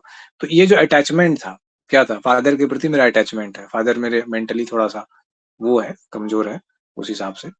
तो भाई मेरे फादर को अगर कोई छुओगे या डराओगे या उसके दिमाग के साथ खेलोगे, तो हम तो भाई तुम्हारे खून से नहाने में भी हमको देरी नहीं लगेगा। तो ऐसा वाला मेरा वो चीज़ है। तो वो जो अटैचमेंट था, वो अफेक्शन क्या किया? लॉजिक को लगने दिया वहाँ पे? नहीं लगने दिया। तुरंत जो है आओ देखे ना ताऊ सीधा जो है हम ऐसा काम कर गए कि अगला दहशत में आ गया। तो ये वाली चीज़ जो थी, ये क्या दिखाती है? इसको कैसे हमको रिलेट किए, कैसे प्रोसेस किए? इसको इस वे में प्रोसेस किए। लेकिन अगर इस वे में प्रोसेस नहीं होता, थ्रेट के वे में हम उसको नहीं देखते, तो क्या होता? हम उनसे कोरिलेट करते हैं, तो हम ये देखते हैं कि वो बड़े भाई होने के नाते डाँट रहे हैं, समझा रहे हैं, बोल रहे हैं कि तुम नालायक है, नशा-वशा करके अपना ज़िंदगी खराब कर लिया, पागल की तरह करते रहता है, क्यों ऐसे करता है? इस वे में देखते तो क्या होता कि हम उनके साथ आइडेंटिफ़ाई करते अपने अंकल के साथ। लेकिन उनके चॉइस ऑफ वर्ड्स ऐसे थे और धमकी इस तरीके से दे रहे थे और पहले भी प्रॉपर्टी हड़पने की कोशिश किया तो मेरा माइंड डल गया था, हम सीधा चूरने का हिसाब पे रहते थे। तो यही है कि कैसे आप उसको आइडेंटिफ़ाई करते हैं। अगर आप मदर को बाधा देख रहे हैं, है ना? मदर को देख रहे हैं कि मदर पीड़ा दे रही है मेरे फादर को, तो आपके में इलेक्ट्रा कॉम्प्लेक्स बढ़ेगा, है ना? आपको लगेगा कि नहीं मेरी मदर नालायक है, मेरी मदर गलत है, मेरी मदर के कारण मेरे परिवार में सारा दिक्कत है। और अगर आपको वो नहीं लगता है, आप उसको रिज़ोल्यूट कर लेते हैं, मदर के वैल्यूज़ को देखते हैं, सारी चीज़ों को देखते हैं, तो आप मदर का दृष्टिकोण समझेंगे, तो आपको लगेगा कि नहीं-नहीं पापा तो अच्छे हैं, लेकिन माँ भी अपनी जगह पे ठीक है, लेकिन दोनों में थोड़ा-सा ये नहीं हो पा रहा है। तो आप क्या करेंगे, दोनों के बीच में सामंजस्य बिठाएँगे, है ना? कोशिश करेंगे, कुछ ऐसी बातें करेंगे कि तालमेल हो पाए। आप देखेंगे कि यहाँ पे ये गैप हो रहा है दोनों में, एक जगह पे दोनों ब्लॉक हो गया जाके और लड़ रहा है। उस ब्लॉकेज को खोलेंगे, जो बच्चों का कर्तव्य भी बनता है अपनी फैमिली में। तो यही है कि अटैचमेंट क्या होता है, हमेशा बुरी चीज़ ही नहीं लाता है। बुद्धिज़्म क्या कहता है कि attachment is the root cause of suffering. Suffer करने का जो है ना, भगवान बुद्ध ने कहा है कि जो सफरिंग है उसका रूट कॉज़ अटैचमेंट है, वो सही है। लेकिन लोग इसका क्या अर्थ निकाल लेते हैं कि अटैचमेंट से केवल सफरिंग ही होता है। नहीं, भगवान बुद्ध ने ये नहीं कहा था। अगर आप लॉजिकल रीज़निंग पढ़ोगे तो आपको समझ में आएगा। जो कहा जाता है उसका केवल वही मतलब होता है। उससे आप कुछ और नहीं निकाल लीजिए। तो लोग कह रहे हैं कि अटैचमेंट जो है ना रूट कॉज़ ऑफ सफरिंग है, तो अटैच हो ही मत किसी से। भगवान बुद्ध कह रहे हैं नहीं अटैच नहीं होना है, सबसे डिटैच हो जाना है। बिल्कुल नहीं कह रहे। भगवान बुद्ध बहुत काइंड थे और काइंडनेस का मतलब क्या है? अटैचमेंट। कि आप किसी की भावनाओं को समझ पाओ, है ना? उससे अटैच्ड हो, उसकी चीज़ों को समझ पाओ। तो अटैचमेंट हमेशा पेन नहीं लाता है, सफरिंग नहीं लाता है, ठीक है? अटैचमेंट ब्यूटीफुल चीज़ें भी लाता है लाइफ में। ये नहीं कि आपको चोट लग गया, आप अटैच कर दिए जैसे एक्सपेक्ट किया, कोई दिल-विल तोड़ दिया, तो अब कह रहे हैं नहीं अटैचमेंट बहुत खराब है, हम किसी से अटैच होंगे ही नहीं। ऐसा नहीं है। तो ये चीज़ जो है ना, हम लोग देख रहे हैं कि पूरे फैलिक स्टेज में ये जो अटैचमेंट का वो चीज़ है, सोशल रिलेशंस का है, सेक्सुअल रिलेशन का सीड है, ये सब क्या है? फैलिक स्टेज में पड़ रहा है। इसके पहले क्या पड़ रहा था? ये सब चीज़ पड़ रहा था? नहीं। तो एक नया स्टेज इसीलिए इसको कहा गया है। इसके पहले एनल स्टेज जो था ये एक्सप्रेशन का स्टेज था। इंट्रोवर्ट होंगे कि एक्सट्रोवर्ट होंगे, ऑब्सेसिव होंगे कि केयरलेस होंगे, इसका स्टेज था। ये व्यक्तित्व के एक चरण को निर्धारित कर रहा है। सोचिए हमारे व्यक्तित्व के एक पार्ट को एनल स्टेज डेवलप कर रहा है 1 to 3 ईयर में। उसके पहले जो है ना प्लीज़र सीकिंग में जो है 0 से 1 ईयर में जो ये सब हो रहा है कि फूड वाला हैबिट जो है, वो 0 से 1 ईयर में हम लोग के पर्सनैलिटी का बन रहा है। और 3 से 6 साल में फेलिक स्टेज में हमारा सोशल डायनामिक्स और सेक्सुअल डायनामिक्स की जो है कहानी ये 3 से 6 ईयर में इसकी स्क्रिप्ट लिखी जा रही है, ठीक है? अब इसके बाद आता है लेटेंसी स्टेज। लेटेंसी लेटेंट का मतलब क्या होता है? ये चौथा स्टेज है। लेटेंसी का मतलब है गुप्त। यहाँ पे सब कुछ शांत पड़ जाता है, कुछ नहीं होता है, ठीक है? कहते हैं ना तूफान आने के पहले की शांति, ठीक है? तो इसको यही लिखिए काम बिफोर द स्टॉर्म। इसके बाद आएगा टीनेज तूफान। तो ये तूफान आने की पहले की शांति है, खामोशी है। जब खतरनाक आदमी को गुस्सा आता है तो बहुत शांत होता है, बहुत विनम्र हो जाता है।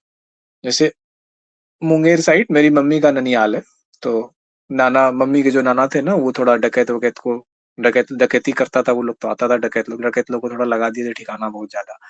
और रेलवे में इंजीनियर थे, और रेलवे का लोहा से हथियार बनाते थे, पूरा गाँव को जो है बंदूक सप्लाई होता था, रेलवे कारखाना से। तो वो नामी थे उस इलाका में, और डकैत का आतंक दूर करने के लिए। तो ऐसे करके हुआ, तो वो एक ही बात सिखाए थे, बोले थे कि जान हमको कि अगर किसी से पंगा हो, किसी से झगड़ा हो ना, तो हाथ जोड़ करके आ जाना, कभी मार मत करना, भाग करके आ जाना। कभी भी उसको लगना नहीं चाहिए कि जो ये चीज़ है, तो जीवन में तुम हमको एक चीज़, मतलब हमको तुमसे नाती एक चीज़ चाहिए। हम बोले क्या? हम उनका प्रिय नाती थे। बोले कभी तुम किसी से मार नहीं करेगा। अच्छा ठीक है, ठीक है। मार नहीं करेगा, किसी को नुकसान होगा तो हम बोले क्यों? तुम उसको मारेगा, फिर वो तुमको मारेगा, फिर तुम उसको मारेगा, फिर वो तुमको मारेगा। तुम काम करेगा कि यही करते रहेगा? बोले लेकिन कोई तंग करेगा तो क्या करेगा? नहीं, मार नहीं करना, हाथ जोड़ के आ जाना, हम लोग को बता देना। तो आप लोग क्या कीजिएगा, हम लोग मार-पीट नहीं करते, हम लोग आदमी को गायब कर देते हैं, लापता हो जाते हैं। अभी भी उस गाँव का वही हिस्ट्री है। तो कुछ भी है तो हम लोग पंगा नहीं करते हैं। नाम बता दिए, आदमी लापता हो गया। लापता हो गया, प्रॉब्लम सॉल्व हो गया। ठीक है? तो अब ना मार होगा, ना पीट होगा, ना कोई कांसेक्वेंस आएगा। तो ये क्या है? काम बिफोर द स्टॉर्म। वही चीज़ हमको सिखा रहे थे कि जो है ना कि प्रॉब्लम को सॉल्व करो, लड़ाई में उलझो मत। लड़ाई करो ही मत, अगले को ही साफ कर दो, समस्या को ही सॉल्व कर दो। अगर कोई, तो समस्या भी इतनी भीषण होनी चाहिए ना, कोई एकदम जीवन के अस्तित्व पे ऐसे कर दिया, एकदम लगे हुआ है। लड़ाई झगड़ा में जीवन बर्बाद होता है, तो लड़ाई झगड़ा नहीं करना है, खत्म कर देना है। ठीक है? जितना जल्दी तुम जितना फास्ट लड़ाई खत्म कर सकते हो, उतना अच्छा है। तो ये लेटेंसी स्टेज वही है, काम बिफोर द स्टॉर्म। ठीक है? ये शांति है उसके पहले की, खामोशी है, विनम्रता है उस संहार के पहले की। तो इसमें क्या है कि ये सारा फोर्सेस आपके माइंड से हट जाता है इस वक़्त। ठीक है? ये लेटेंसी स्टेज कब आता है? किसी को पता है इसका ईयर?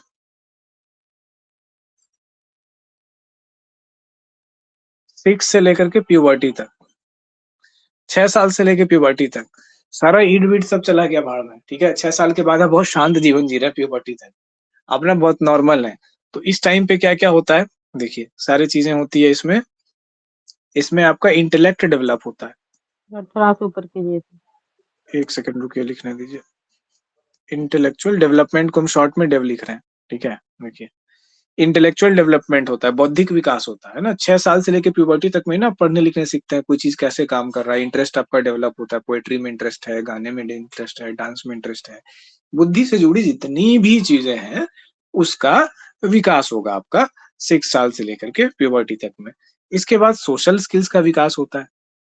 जीवन के लिए जितने आवश्यक स्किल हैं, इन सब का विकास हो जाता है तूफ़ान आने से पहले, और इसके बाद प्यूबर्टी में आ जाता है तूफ़ान।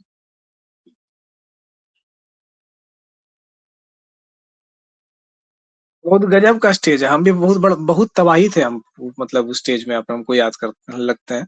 हम आज जितने शांत हैं, अपने टीनेज में हम उतना ही बड़ा रिबेल थे। बहुत तबाही हमको लगता है कि भाई क्या था वो चीज़ ना, इतना एकदम एकदम पूरा ऊर्जा से भरपूर रहते थे, है ना? अच्छे भी थे, मतलब बुरे नहीं थे। तबाही मतलब बैड वे में नहीं थे, अच्छे वे में ही थे, लेकिन बहुत ज़्यादा एनर्जेटिक थे। तो सबको ही होता है वो अपने स्टेज में। आप लोग भी याद करते होंगे अपने टीनेज और प्यूबर्टी के टाइम पे, एक क्या गजब एकदम वो अलग ही सीन होगा। एकदम पूरा पर्सनैलिटी अचानक एकाएक चेंज हो गया होगा, लगता होगा कि हम भी बड़े हो गए अब, मेरा भी बात का वैल्यू होना चाहिए, है ना? लड़कों में होता है, ए अपुन भाई है, ये वाला डेवलप हो जाता है। लड़कियों में थोड़ा-सा क्लास डेवलप हो जाता है, नहीं मेरा भी बात समझा जाए, सुना जाए। तो ये चीज़ हो जाता है। उसके पहले क्या होगी कि बोकी टाइप से करते रहेगी। जैसे टीनेज हिट करेगा, उसमें क्लास डेवलप हो जाएगा, फेमिनिन वाला कैरेक्टरिस्टिक उसमें डेवलप हो जाएगा। लड़कों में थोड़ा वो आ जाएगा, दबंग, है ना? हम भी अरे! ऐसे बोले अरे! तो ये सब चीज़ जो है ना होने लगता है, मतलब पूरा मूवी मटेरियल बन जाते हैं हम लोग टीनेज के टाइम पे। आप लोग को भी अपना टीनेज याद करके हँसी आता होगा। किसी को कोई है ऐसा जिसको हँसी नहीं आता है? नहीं, तो चलिए सबको आता होगा। तो ये है ना लेटेंसी स्टेज। लेटेंसी स्टेज में देखते हैं क्या होता है, इसमें लिबिडो जो है ना रुक जाता है। लिबिडो क्या है? लाइफ फोर्स है। सेक्सुअल फंक्शन का जो प्रिमिटिव है उसके पहले का लिबिडो क्या हो गया? रुक गया। लिबिडो ठहर गया है। ठीक है?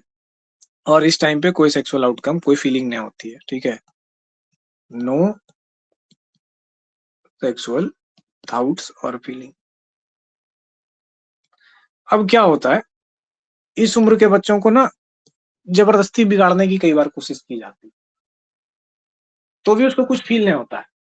तो देखिएगा इस उम्र का बच्चा जो गलत संगत में पड़ा होता है 6 साल से लेकर के प्यूबर्टी तक के बीच का, उसके आस-पास का जो प्यूबर्टी को रीच कर चुका है लड़का सब या लड़की सब, उन लोग को तो बड़ा मज़ा आ रहा है डबल मीनिंग बात करने में, ऐसा-वैसा चर्चा करने में।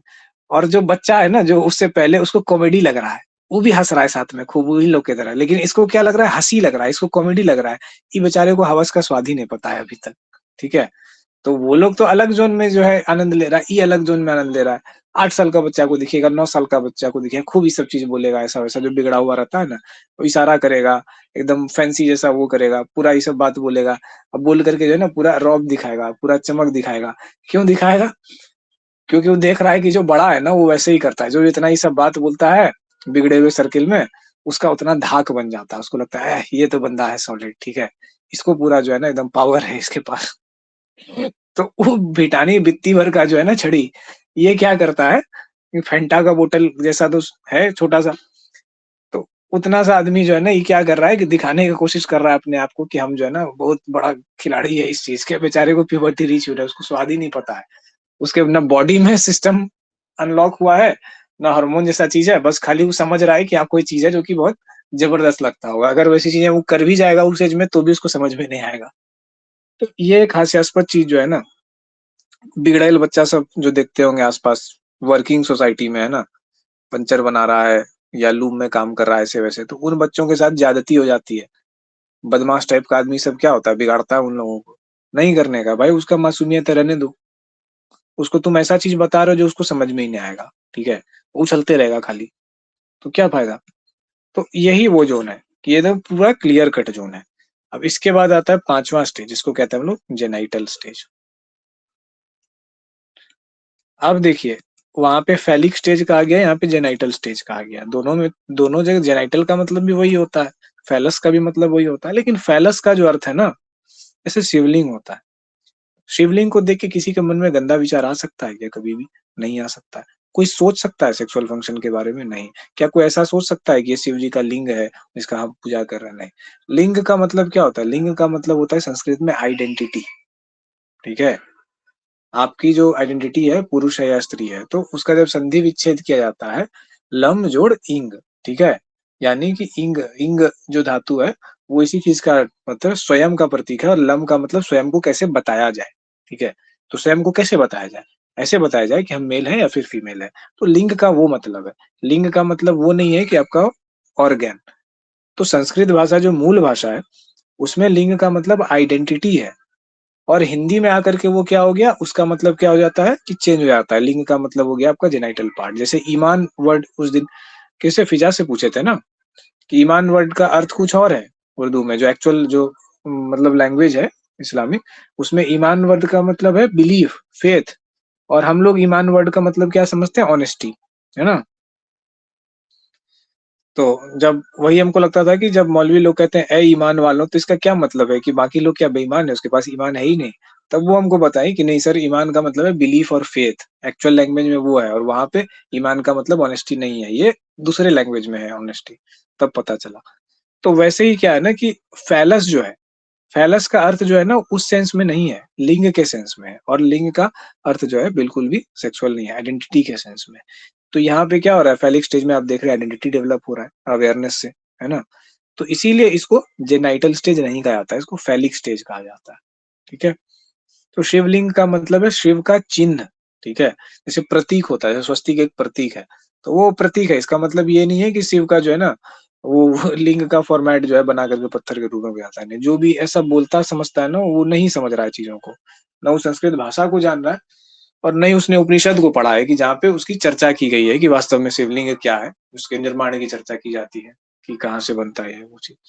जस्ट बिकॉज़ कि लिंग का अर्थ, अब हिंदी क्या है, हिंदी एक पॉल्यूटेड भाषा है, उर्दू की तरह, जिसका कोई सिर-पैर नहीं है। संस्कृत तो भारत में चल नहीं सकती है।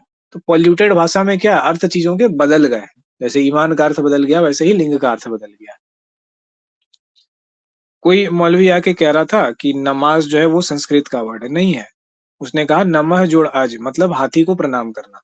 तो उनको जो है संस्कृत के बारे में विस्तार से, व्याकरण के बारे में नहीं पता था, तो उन्होंने कहीं पे सुना और उन्होंने चिपका दिया इस चीज़ को। लेकिन वो संस्कृत का वर्ड नहीं है, नमाज़ जो है मूलतः पर्शियन वर्ड है। तो इस तरीके से पर्शियन या अरेबिक कुछ होगा। तो मूल वर्ड वो है। अब उन्होंने ठीक है वो भाईचारे के लिए वो चीज़ बोला होगा पब्लिक प्लेटफ़ॉर्म में, तो उस चीज़ को हम एग्री करते हैं, लेकिन मूलतः संस्कृत के दृष्टिकोण से ऐसा नहीं है। तो शब्द अपना अर्थ क्या हो जा रहे हैं, चेंज कर जा रहे हैं। आते हैं जेनाइटल स्टेज पे। यहाँ पे जेनाइटल का मतलब क्या हो गया? जेनाइटल, जेन मतलब उत्पत्ति, जनरेशन, ठीक है? अब आ गया ये कामना के सेंस में, अब आ गया डिज़ायर के अर्थ में, ठीक है? कामना के अर्थ में ये यूज़ होता है। और वहाँ पे फैलिक क्या था? आइडेंटिटी के अर्थ में, कामना के अर्थ में प्रयुक्त शब्द। यहाँ पे आप लिख लीजिए ऊपर फैलिक में आइडेंटिटी के शब्द में, है ना? फैलस सॉरी आइडेंटिटी को आइडेंटिटी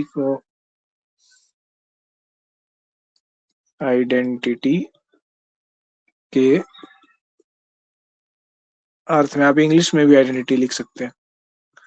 फैलस का मतलब आइडेंटिटी के अर्थ में, और यहाँ पे जेनाइटल का मतलब है अगेन अब वापस जो है ना ये कब होता है? प्यूबर्टी के बाद से। प्यूबर्टी के बाद से कब तक सर? कब तक होगा? जीवन भर रहेगा, ठीक है? प्यूबर्टी के बाद से आदमी एक ही चीज खोजते रहता है जीवन भर, है ना? बूढ़ा भी हो जाएगा तो भी उसको वही चीज चाहिए, उसको लगेगा वहीं से सुख मिलेगा। तो सिगमंड फ्राइड का यही ऑब्जर्वेशन था। तो प्यूबर्टी के बाद से आप जीवन भर जो है ना जेनाइटल स्टेज में हो गए, आपके लिए जो है ना ये चीज बहुत ज्यादा इंपॉर्टेंट हो गया। रिप्रोडक्टिव वो चीज बहुत ज्यादा आपके लाइफ में जो है ना स्ट्रेस हो जाएगा। अगर आपको नहीं वो चीज जो है ना रिप्रोडक्टिव हेल्थ आपका सही नहीं है, आप किसी पार्टनर के साथ हैं, नॉर्मल है और वो चीज अचानक से रुक गया, तो जीवन में स्ट्रेस होने लगा, डिप्रेशन होने लगा, हिस्टीरिया, ठीक है? सिगमंड फ्राइड ने बोला कि ये जो समाज जो है महिलाओं की सेक्सुअल फीलिंग्स को जो वो नहीं करता है ना? एंडोर्स नहीं करता है, और एक टाइम के बाद जब वो जेनाइटल स्टेज में आ जाती है, जब बॉडी और साइकी की वो डिमांड ऐसे करके होती है और उसको सप्रेस किया जाता है मोरालिटी के कारण, तो वो हिस्टीरिया के जोन में जाता है। फ्रस्ट्रेशन, ठीक है?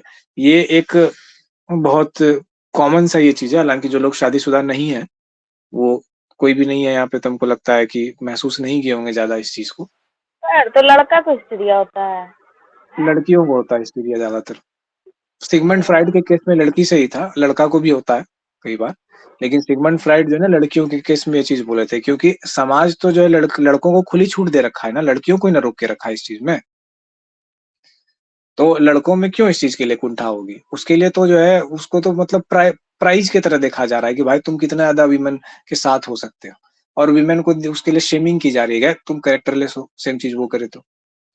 तो ये वो तो इस कारण से क्या हो रहा है, सप्रेस किया जा रहा है उस चीज़ को, तो उस बॉडीली फंक्शन साइकोलॉजिकल रूप में हिस्टीरिया के रूप में वो ये चीज़ होता है। सिगमंड फ्राइड ने ऐसा ऑब्जर्व किया था, सिगमंड फ्राइड ने ऐसा कहा। तो अब जेनाइटल स्टेज में क्या हो रहा है स्त्रियों के दृष्टिकोण, मतलब स्त्रियों के बारे में अगर बात करें तो वो एक चीज उनके लिए प्रॉब्लमेटिक हो रही है। फिर सिगमंड फ्राइड ने ये ऑब्जर्व किया और बोला कि अगर आप अपनी पत्नी को प्रेम नहीं कर रहे हैं, ठीक है? प्रेम का मतलब प्रेम है, प्रेम का मतलब ये नहीं है कि केवल सेक्सुअल एक्ट है, ठीक है? भावनात्मक, क्योंकि सेक्सुअल एक्ट में भावनात्मक संबंध और शारीरिक वो चीज है। लव का एक्सटेंशन है शारीरिक संबंध, इस तरीके से वो प्रेम का एक्सटेंशन है, प्रेम की भाषा है, वो हवस नहीं है। तो जब आपका ये वाला चीज गड़बड़ हो जाए ना, लव एक्सटेंड होकर के फिजिकल एक्ट में नहीं जा रहा है, या तो केवल फिजिकल एक्ट में जा रहा है या तो ये भी नहीं हो रहा है, तो क्या होगा? विमेन में फ्रस्ट्रेशन डेवलप होगा, है ना? फ्रस्ट्रेशन डेवलप होता है, वो चिड़चिड़ी होने लगती है। ये सब चीज देखने के लिए मिलता है, उनमें चिड़चिड़ाहट डेवलप होगा और ये होगा। और फिर क्या हुआ कि आप उनसे मिल लीजिए, उसके बाद जो है ना फिर वो सब कुछ सॉर्टेड आउट हो जाता है। तो ऐसा क्यों हो रहा है? तो वो जो है ना ये जेनाइटल स्टेज का मैनिफेस्टेशन है उसमें। लड़कों में क्या होता है? डिपेंडेंसी होने लगती है, इन्फैचुएशन होने लगता है सेम चीज में, कि फिर उसके बाद आप मिल लो, सब सही हो गया। तो ये जो चीज है, और इस चीज के कारण ही क्या होता है कि ये जो देखते हैं कि आजकल के टाइम में ना आउट ऑफ मैरिज ये वो चीजें होने लगी। भाई पहले के टाइम में ऐसा नहीं था कि आदमी कमाएगा दिल्ली में और औरत जो है यहाँ रहेगी, और 10 साल से वो दिल्ली में कमा रहा है, 10 साल से यहाँ है। तो ये चीजें होंगी ही ना, नहीं तो या तो हिस्टेरियाक बन जाएगी, या तो चिड़चिड़ी हो जाएगी, या नहीं तो उसका जो है कोई ना कोई एक्सप्रेशन जो है कहीं ना कहीं से वो वीक होते हो जाएगा, और समाज तो कोड़ा मारने के लिए तैयार ही है। लेकिन समाज का सिस्टम ऐसे थोड़ी ना बना था। समाज तो ये भी कह रहा था कि भाई विवाह करो तो साथ में रहो, पर आपने तो जो है पूरा कर दिया ऐसी का तैसी। कमाने के लिए आदमी चला जाएगा परदेश और शहर में, और क्योंकि अपने यहाँ तो रोजगार ही नहीं है। तो ह्यूमन के सिस्टम के विपरीत आपने अपना सिस्टम बना लिया। तो अब जो फोर्स ऑफ नेचर है वो तो आपका सिस्टम तोड़ेगा ही, वही हो रहा है आज के समाज में, है ना? तो वैसी चीज है, ये बहुत जेन्युइन सा बात है कि एक बार जब आप जेनाइटल स्टेज में प्यूबर्टी के बाद एंटर कर जाते हैं, तो आपके माइंड को, आपके बॉडी को, आपके सब चीज को सही रहने के लिए पार्टनर चाहिए होता है, ठीक है? ये फ्राइड महोदय के हिसाब से है, इस तरीके से इन्होंने कहा। तो ये जो जेनाइटल स्टेज है ना, इसमें क्या होती है, हेल्दी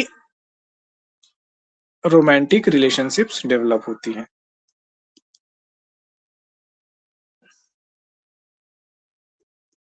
अब देखिए, शिप्स डेवलप होती है। एक चीज हम बता रहे थे फिक्सेशन का, ये लेटेंसी स्टेज में कोई फिक्सेशन नहीं होता है, ये ध्यान रखिएगा, ये इंपॉर्टेंट क्वेश्चन है, क्योंकि कोई लफड़ा होता ही नहीं है। तो कोई लफड़ा नहीं होगा तो नो फिक्सेशन, सबसे चिल पीरियड है लाइफ का। 6 साल से की उम्र से लेकर के प्यूबर्टी तक सबसे सुख का जीवन है, क्योंकि आपके ऊपर कामनाएं असर नहीं करती है, ठीक है? तो बहुत शांत पीरियड होता है, बहुत अच्छा पीरियड होता है। और प्यूबर्टी से जैसे जैसे आप दूर होते जाइएगा ना, तो आप वापस इसी पीरियड में आते जाइएगा। जैसे आप 30s के आसपास पहुंचेगा तो प्यूबर्टी का बुखार जो है ना, जवानी का बुखार जब उतरेगा, तो आपका पर्सनैलिटी जो है ना इसी स्टेज में जाएगा। इंटेलेक्चुअल डेवलपमेंट, सोशल स्किल, है ना, असेक्सुअल, आप किसी भी विपरीत जेंडर से आराम से बात कीजिएगा, दोस्ती कर सकते हैं बिना माइंड में ये सब थाउट रखे हुए, ठीक है? तो ये चीज है। अब लेकिन क्या है कि ये जो है जेनाइटल स्टेज में आपको जो है ना एकदम उठाए रखने का ठेका लिया हुआ है सोशल मीडिया। वो ऐसी सी चीजें करता रहेगा कि आपके ऊपर जेनाइटल स्टेज का बुखार चढ़ा हुआ रहे। नहीं होगा तो फिर क्या होगा, आपका प्रिय हीरो हीरोइन जो है उसमें स्क्रीन पे आकर के ऐसी चीजों को दिखाएगा, ऐसे वार्तालाप करेगा, उससे भी नहीं मन भरेगा तो सीरियल में वो सब चीजें डालने लग जाएगा, ठीक है? लेकिन आपको दिखा दिखा के कोशिश किया जाएगा जेनाइटल स्टेज में आओ। जेनाइटल स्टेज में क्या करता है, ईड काम करता है। ईड क्या करता है, आदमी को कोई चीज खरीदवाता है, ठीक है? आज आदमी जिम जा करके पूरा जो है ना फिटनेस इंडस्ट्री के चक्कर में पड़ गया है। हेल्थ और फिटनेस का वो मतलब नहीं है, लेकिन क्या है, ईड है, अच्छा दिखने की चाह, ठीक है?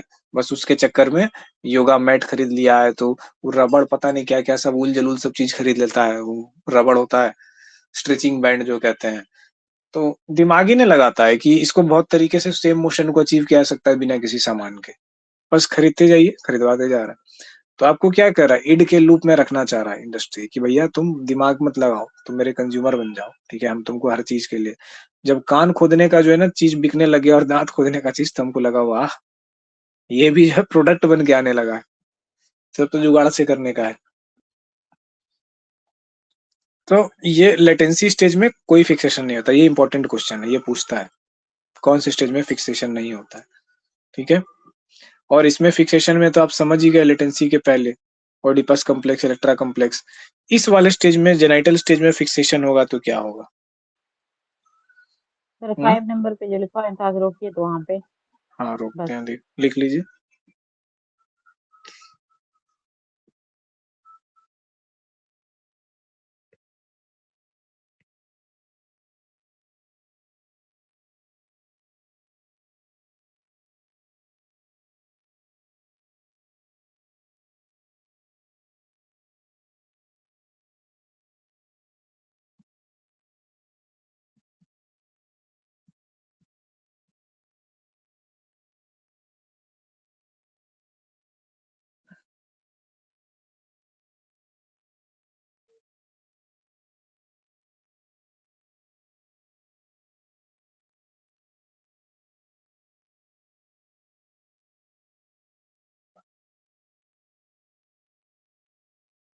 हो गया।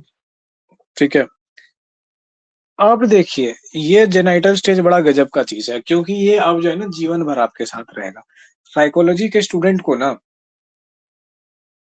इस टॉपिक पे, है ना, महारत हासिल होनी चाहिए। चाहे आप छुप के महारत हासिल कीजिए या फिर जो है आप सामने से महारत हासिल कीजिए। इस टॉपिक का मतलब, महारत हासिल होने का मतलब ये है कि इस बिहेवियर में आपको महारत हासिल होनी चाहिए। सबसे ज्यादा प्रॉब्लम यही होता है, और यहाँ से जेनाइटल स्टेज से जीवन भर कैरी होगा।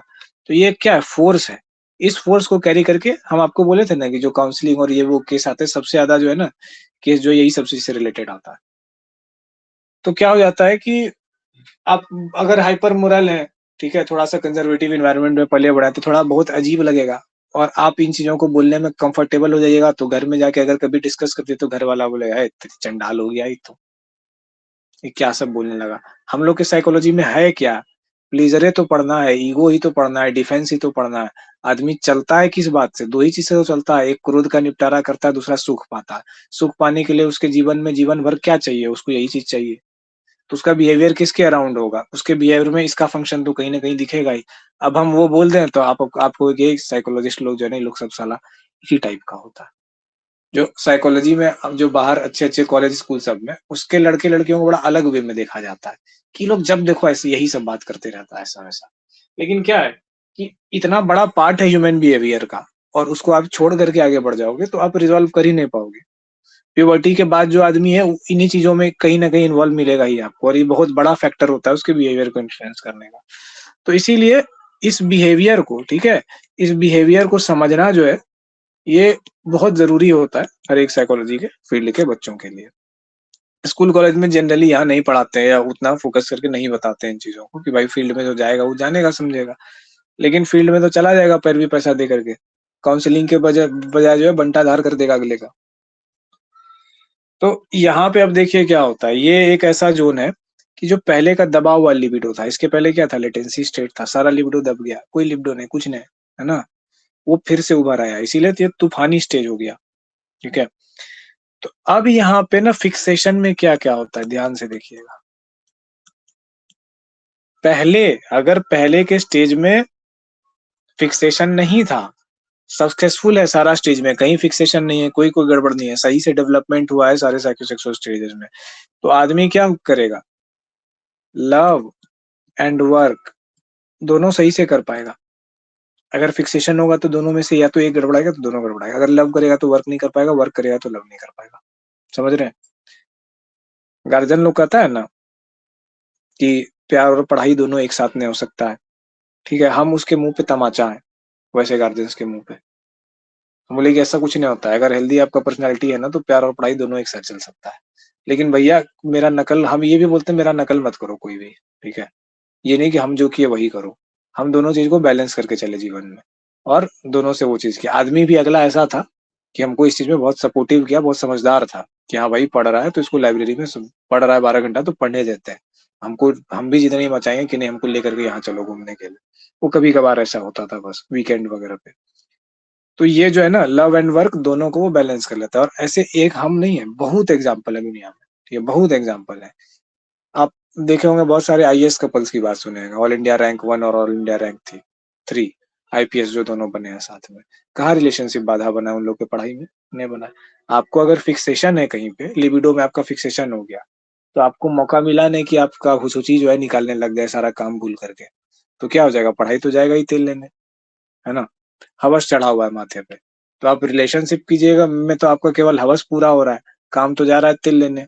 दिन भर जो है उसी के चक्कर में वही ख़्याल में पड़े हुए हैं। तो ऐसे में रहिएगा तो क्या होगा कि लव और वर्क एक साथ नहीं हो सकता। विश्वास ही नहीं है पार्टनर पे। हमेशा जासूसी किए हुआ है, कैमरा लगाए हुए हैं उसके रूम पे। चलेगा साथ में? नहीं चलेगा। तो ये जो है ना कि अगर सही है पिछले का सारा स्टेज तो आप दोनों चीज़ को एक साथ कर सकते हो। ठीक है? उसके बाद क्या है कि ईगो यानी कि क्या है? रियलिटी प्रिंसिपल, इड, इंस्टिंक्ट और सुपर ईगो ये तीनों वेल बैलेंस्ड होगा। अगर तीनों में गड़बड़ है तो वेल बैलेंस्ड नहीं होगा। अगर पहले का किसी भी स्टेज में दिक्कत हो गया है, तो कुछ ना कुछ जो है ना ऊपर-नीचे होगा ही। जैसे मान लीजिए कि आप जेनाइटल स्टेज में पहुँच गए और आपका तीनों बैलेंस है, ठीक है? तो जेनाइटल स्टेज में पहुँचा हुआ व्यक्ति ना कभी भी किसी महिला के साथ ज़बरदस्ती नहीं करेगा, है ना? या ऐसा नहीं सोचेगा कि उसको कुछ खिला-पिला करके जो है ना, उसको इंटॉक्सिकेटेड कर दें और हम उसका फ़ायदा उठा लें, कभी नहीं करेगा। जिसके ईड में प्रॉब्लम रहा है वही कर सकता है, ठीक है? हेल्दी आदमी ऐसी कल्पना भी नहीं कर सकता है, सोच भी नहीं सकता है और सुनेगा भी तो उसको भीषण लगेगा, ठीक है? ईगो वाला आदमी क्या करेगा? ईगो मतलब जो रैशनल प्रिंसिपल में है, वो सही से अप्रोच करेगा, जो नॉर्मल एक रिलेशनशिप का तरीका है, जो बातचीत है, वो ढंग से जाएगा। और सुपर ईगो वाला आदमी क्या करेगा? एनल रिस्ट्रिक्टिव पर्सनैलिटी वाला, नहीं-नहीं ये सब चीज़ गलत होता है, बजरंग दल जॉइन कर लेगा जा कर के, ठीक है? मन में तो दिन-रात सोचेगा कि काश हमको भी कोई मिली होती, ठीक है? और बजरंग दल ज्वाइन कर लेगा जा करके, या ऐसी चीजों का दिन रात विरोध करेगा, लाठी लेकर के ये चीज करेगा कि जो है ना ये चीजें गलत होती है। और दुख की बात ये है कि जो लोग सुपर ईगो वे में दिखा करके सेक्सुअलिटी रिप्रेशन और ऐसी वैसी चीजों का ज्ञान दे रहे होते हैं, सबसे ज्यादा रेप और इन चीजों के केस में वही ज्यादा फंसते हैं। सबसे ज्यादा इन चीजों में वही इन्वॉल्व पाए जाते हैं। यानी कि सामने से आप ऊपर सुपर ईगो दिखा रहे हो और भीतर में क्या है, आपका ईड है। आप बाहर में दिखा रहे हो कि नहीं ये गलत है, ये गलत है। आप अपने आप को रिप्रेस कर रहे हो दुनिया को गलत बता करके, और फिर जब वो चीज रुक नहीं रहा है तब आप जाकर के किसी के साथ जबरदस्ती कर दे रहे हो। सबसे ज्यादा इन लोगों में। और जो लोग हेल्दी वे में है वो नहीं है। और इन लोगों को क्या है कि हेल्दी और रैशनल वे में जो है ना, नॉर्मल वे में रिलेशनशिप वगैरह देख के इन लोग के माइंड में बहुत निगेटिव ख्याल आता है। ये सोच ही नहीं सकता है कि दो लोगों का रिलेशनशिप ब्यूटीफुल हो सकता है। उसको बस एक ही चीज लगता है कि हवस करता है ये लोग, खाली हवस का पुजारी है, जबकि वो खुद वाकई ऐसा है। तो ये फिक्सेशन अगर नहीं होता है तब जो है ना ये सारी चीजें सही सही चल रही है। अब फिक्सेशन हो जाएगा, लाल कलम से लिखते हैं वहां पे, तब क्या होगा, तब क्या गड़बड़ी होगी। देखो, डिफिकल्टी इन कमिटमेंट, मन भागेगा। मेरे बहुत सारे लड़के दोस्त हैं, सिर्फ दोस्त ही तो हैं, और वो दोस्त हमेशा रहेंगे। क्या दिख रहा है? अब लड़का दोस्त ऐसा है कि फ्लर्ट भी कर रहा है तो भी ठीक है, अरे दोस्त ही तो है ना, कर तो कुछ नहीं ना रहा है। क्या होगा? Difficulty in commitment. जो साफ सुथरा आदमी होगा, जो जेंटलमैन होगा, वो सीधा बोलेगा कि देखो बहन, ऐसा है कि तुमको तो लड़का में बहुत क्वालिटी चाहिए, है ना। बेरोजगार नहीं होना चाहिए, कुरूप नहीं होना चाहिए, बोलने का ढंग होना चाहिए, डिसिप्लिन होना चाहिए, साफ सुथरा होना चाहिए, घर परिवार थोड़ा ठीक होना चाहिए, जाति भी थोड़ा ठीक ठाक होना चाहिए, पढ़ाई में अच्छा होना चाहिए, है ना, हमको अच्छा फील कराना चाहिए। तुम्हारा जो लिस्ट है, तुम्हारे 100 में से 99 लिस्ट में हम टिक मारते हैं। और हम पुरुष हैं, हमको सिर्फ एक ही लिस्ट में टिक चाहिए तुमसे। हमको कोई मतलब नहीं तुम दिखने में कैसी हो, हमको कोई मतलब नहीं तुम बोलने में कैसी हो, हमको इस बात से भी मतलब नहीं कि तुम मैच्योर हो या क्या हो, बुड़बक हो। इस बात से भी मतलब नहीं कि तुम पढ़ने में अच्छी हो। हमको सिर्फ एक ही चीज चाहिए। और बेचारी महिलाएं पुरुषों को वो एक चीज भी नहीं दे पाती, तो कैसे ही आपको इज्जत करेगा वो। एक ही चीज चाहिए बेचारे को, वो भी तुम नहीं दे पा रहे हो उसको जीवन में, वो तुमको सारा चीज देगा। तो ये जो है ना, ये डिफिकल्टी इन कमिटमेंट, उसको चाहिए कि नहीं भाई, कम से कम तुम इस चीज को कर लो। और लड़कों का आदर जीतने का यही चीज है, सबसे बड़ा तरीका। वो जानता है कि हम भी ना कभी बहुत कच्चा थे, हम भी कभी ऐसे रिफाइंड आदमी नहीं थे, हम भी कभी जो है ना गधा और टाइप सी ही थे, लेकिन हम रिफाइन हुए हैं। तो कोई भी लड़की कितनी भी राव हो, कितनी भी अनपढ़ हो, कितनी भी गवारू टाइप की हो, वो धीरे धीरे धीरे ना समझदार हो सकती है। लेकिन जिसमें इस चीज का कमी हो गया ना, वो कभी नहीं सुधरेगा, है ना, जो तो हमेशा कितना देर भटकते और हैं। क्लास लीजिएगा? अभी खत्म हो जाएगा हमको लगता है 10 मिनट में। ठीक है। तो ये डिफिकल्टी इन कमिटमेंट जो है, डिफिकल्टी इन कमिटमेंट जो है, ये एक चीज निश्चित आएगी जिसके जेनाइटल स्टेज में जो है ना ये फिक्सेशन आया। और ये फिक्सेशन क्यों आएगा आप जान ही रहे। लोग रिलेशनशिप को जो है ना पवित्र चीज नहीं मानते, नौटंकी करते हैं इसके नाम पे, है ना। फालतू फालतू टर्म्स बना लिया है और उसके नाम पे नौटंकी कर रहे होते हैं। एक ये चीज होगा। दूसरा चीज,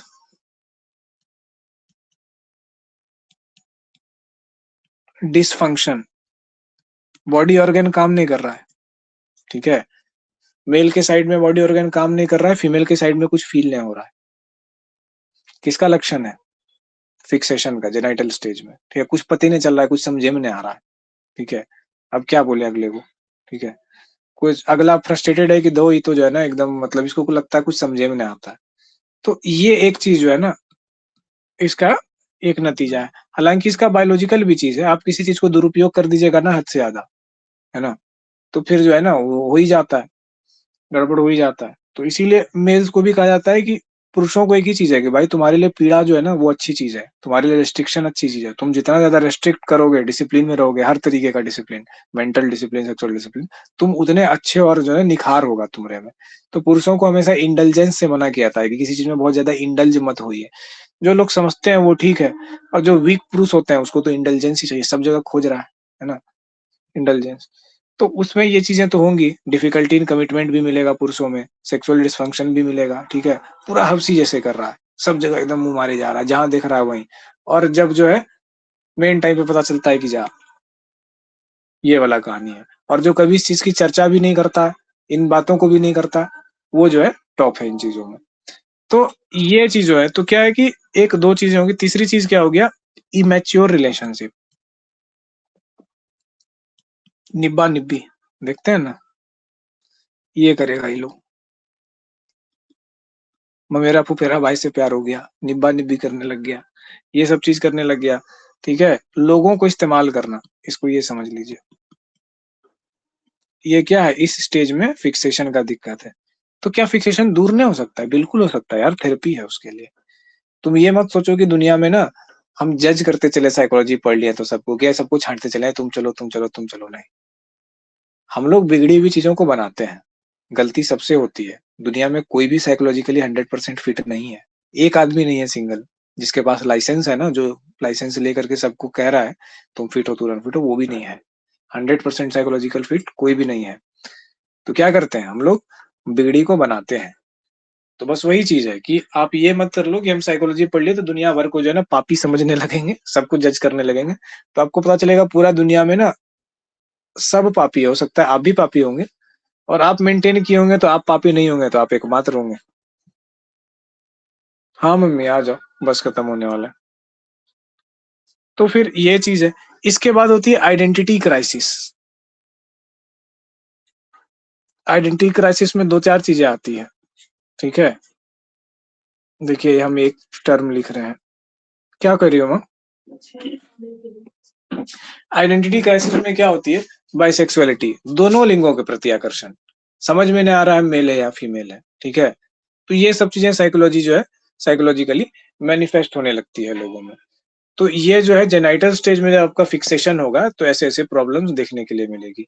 अब देखिए कि क्या आपको नहीं लगता है कि साइकोलॉजी या काउंसलिंग और ये सब केसेस में सबसे ज्यादा तो इन्हीं सब चीजों की संख्या होती है ना।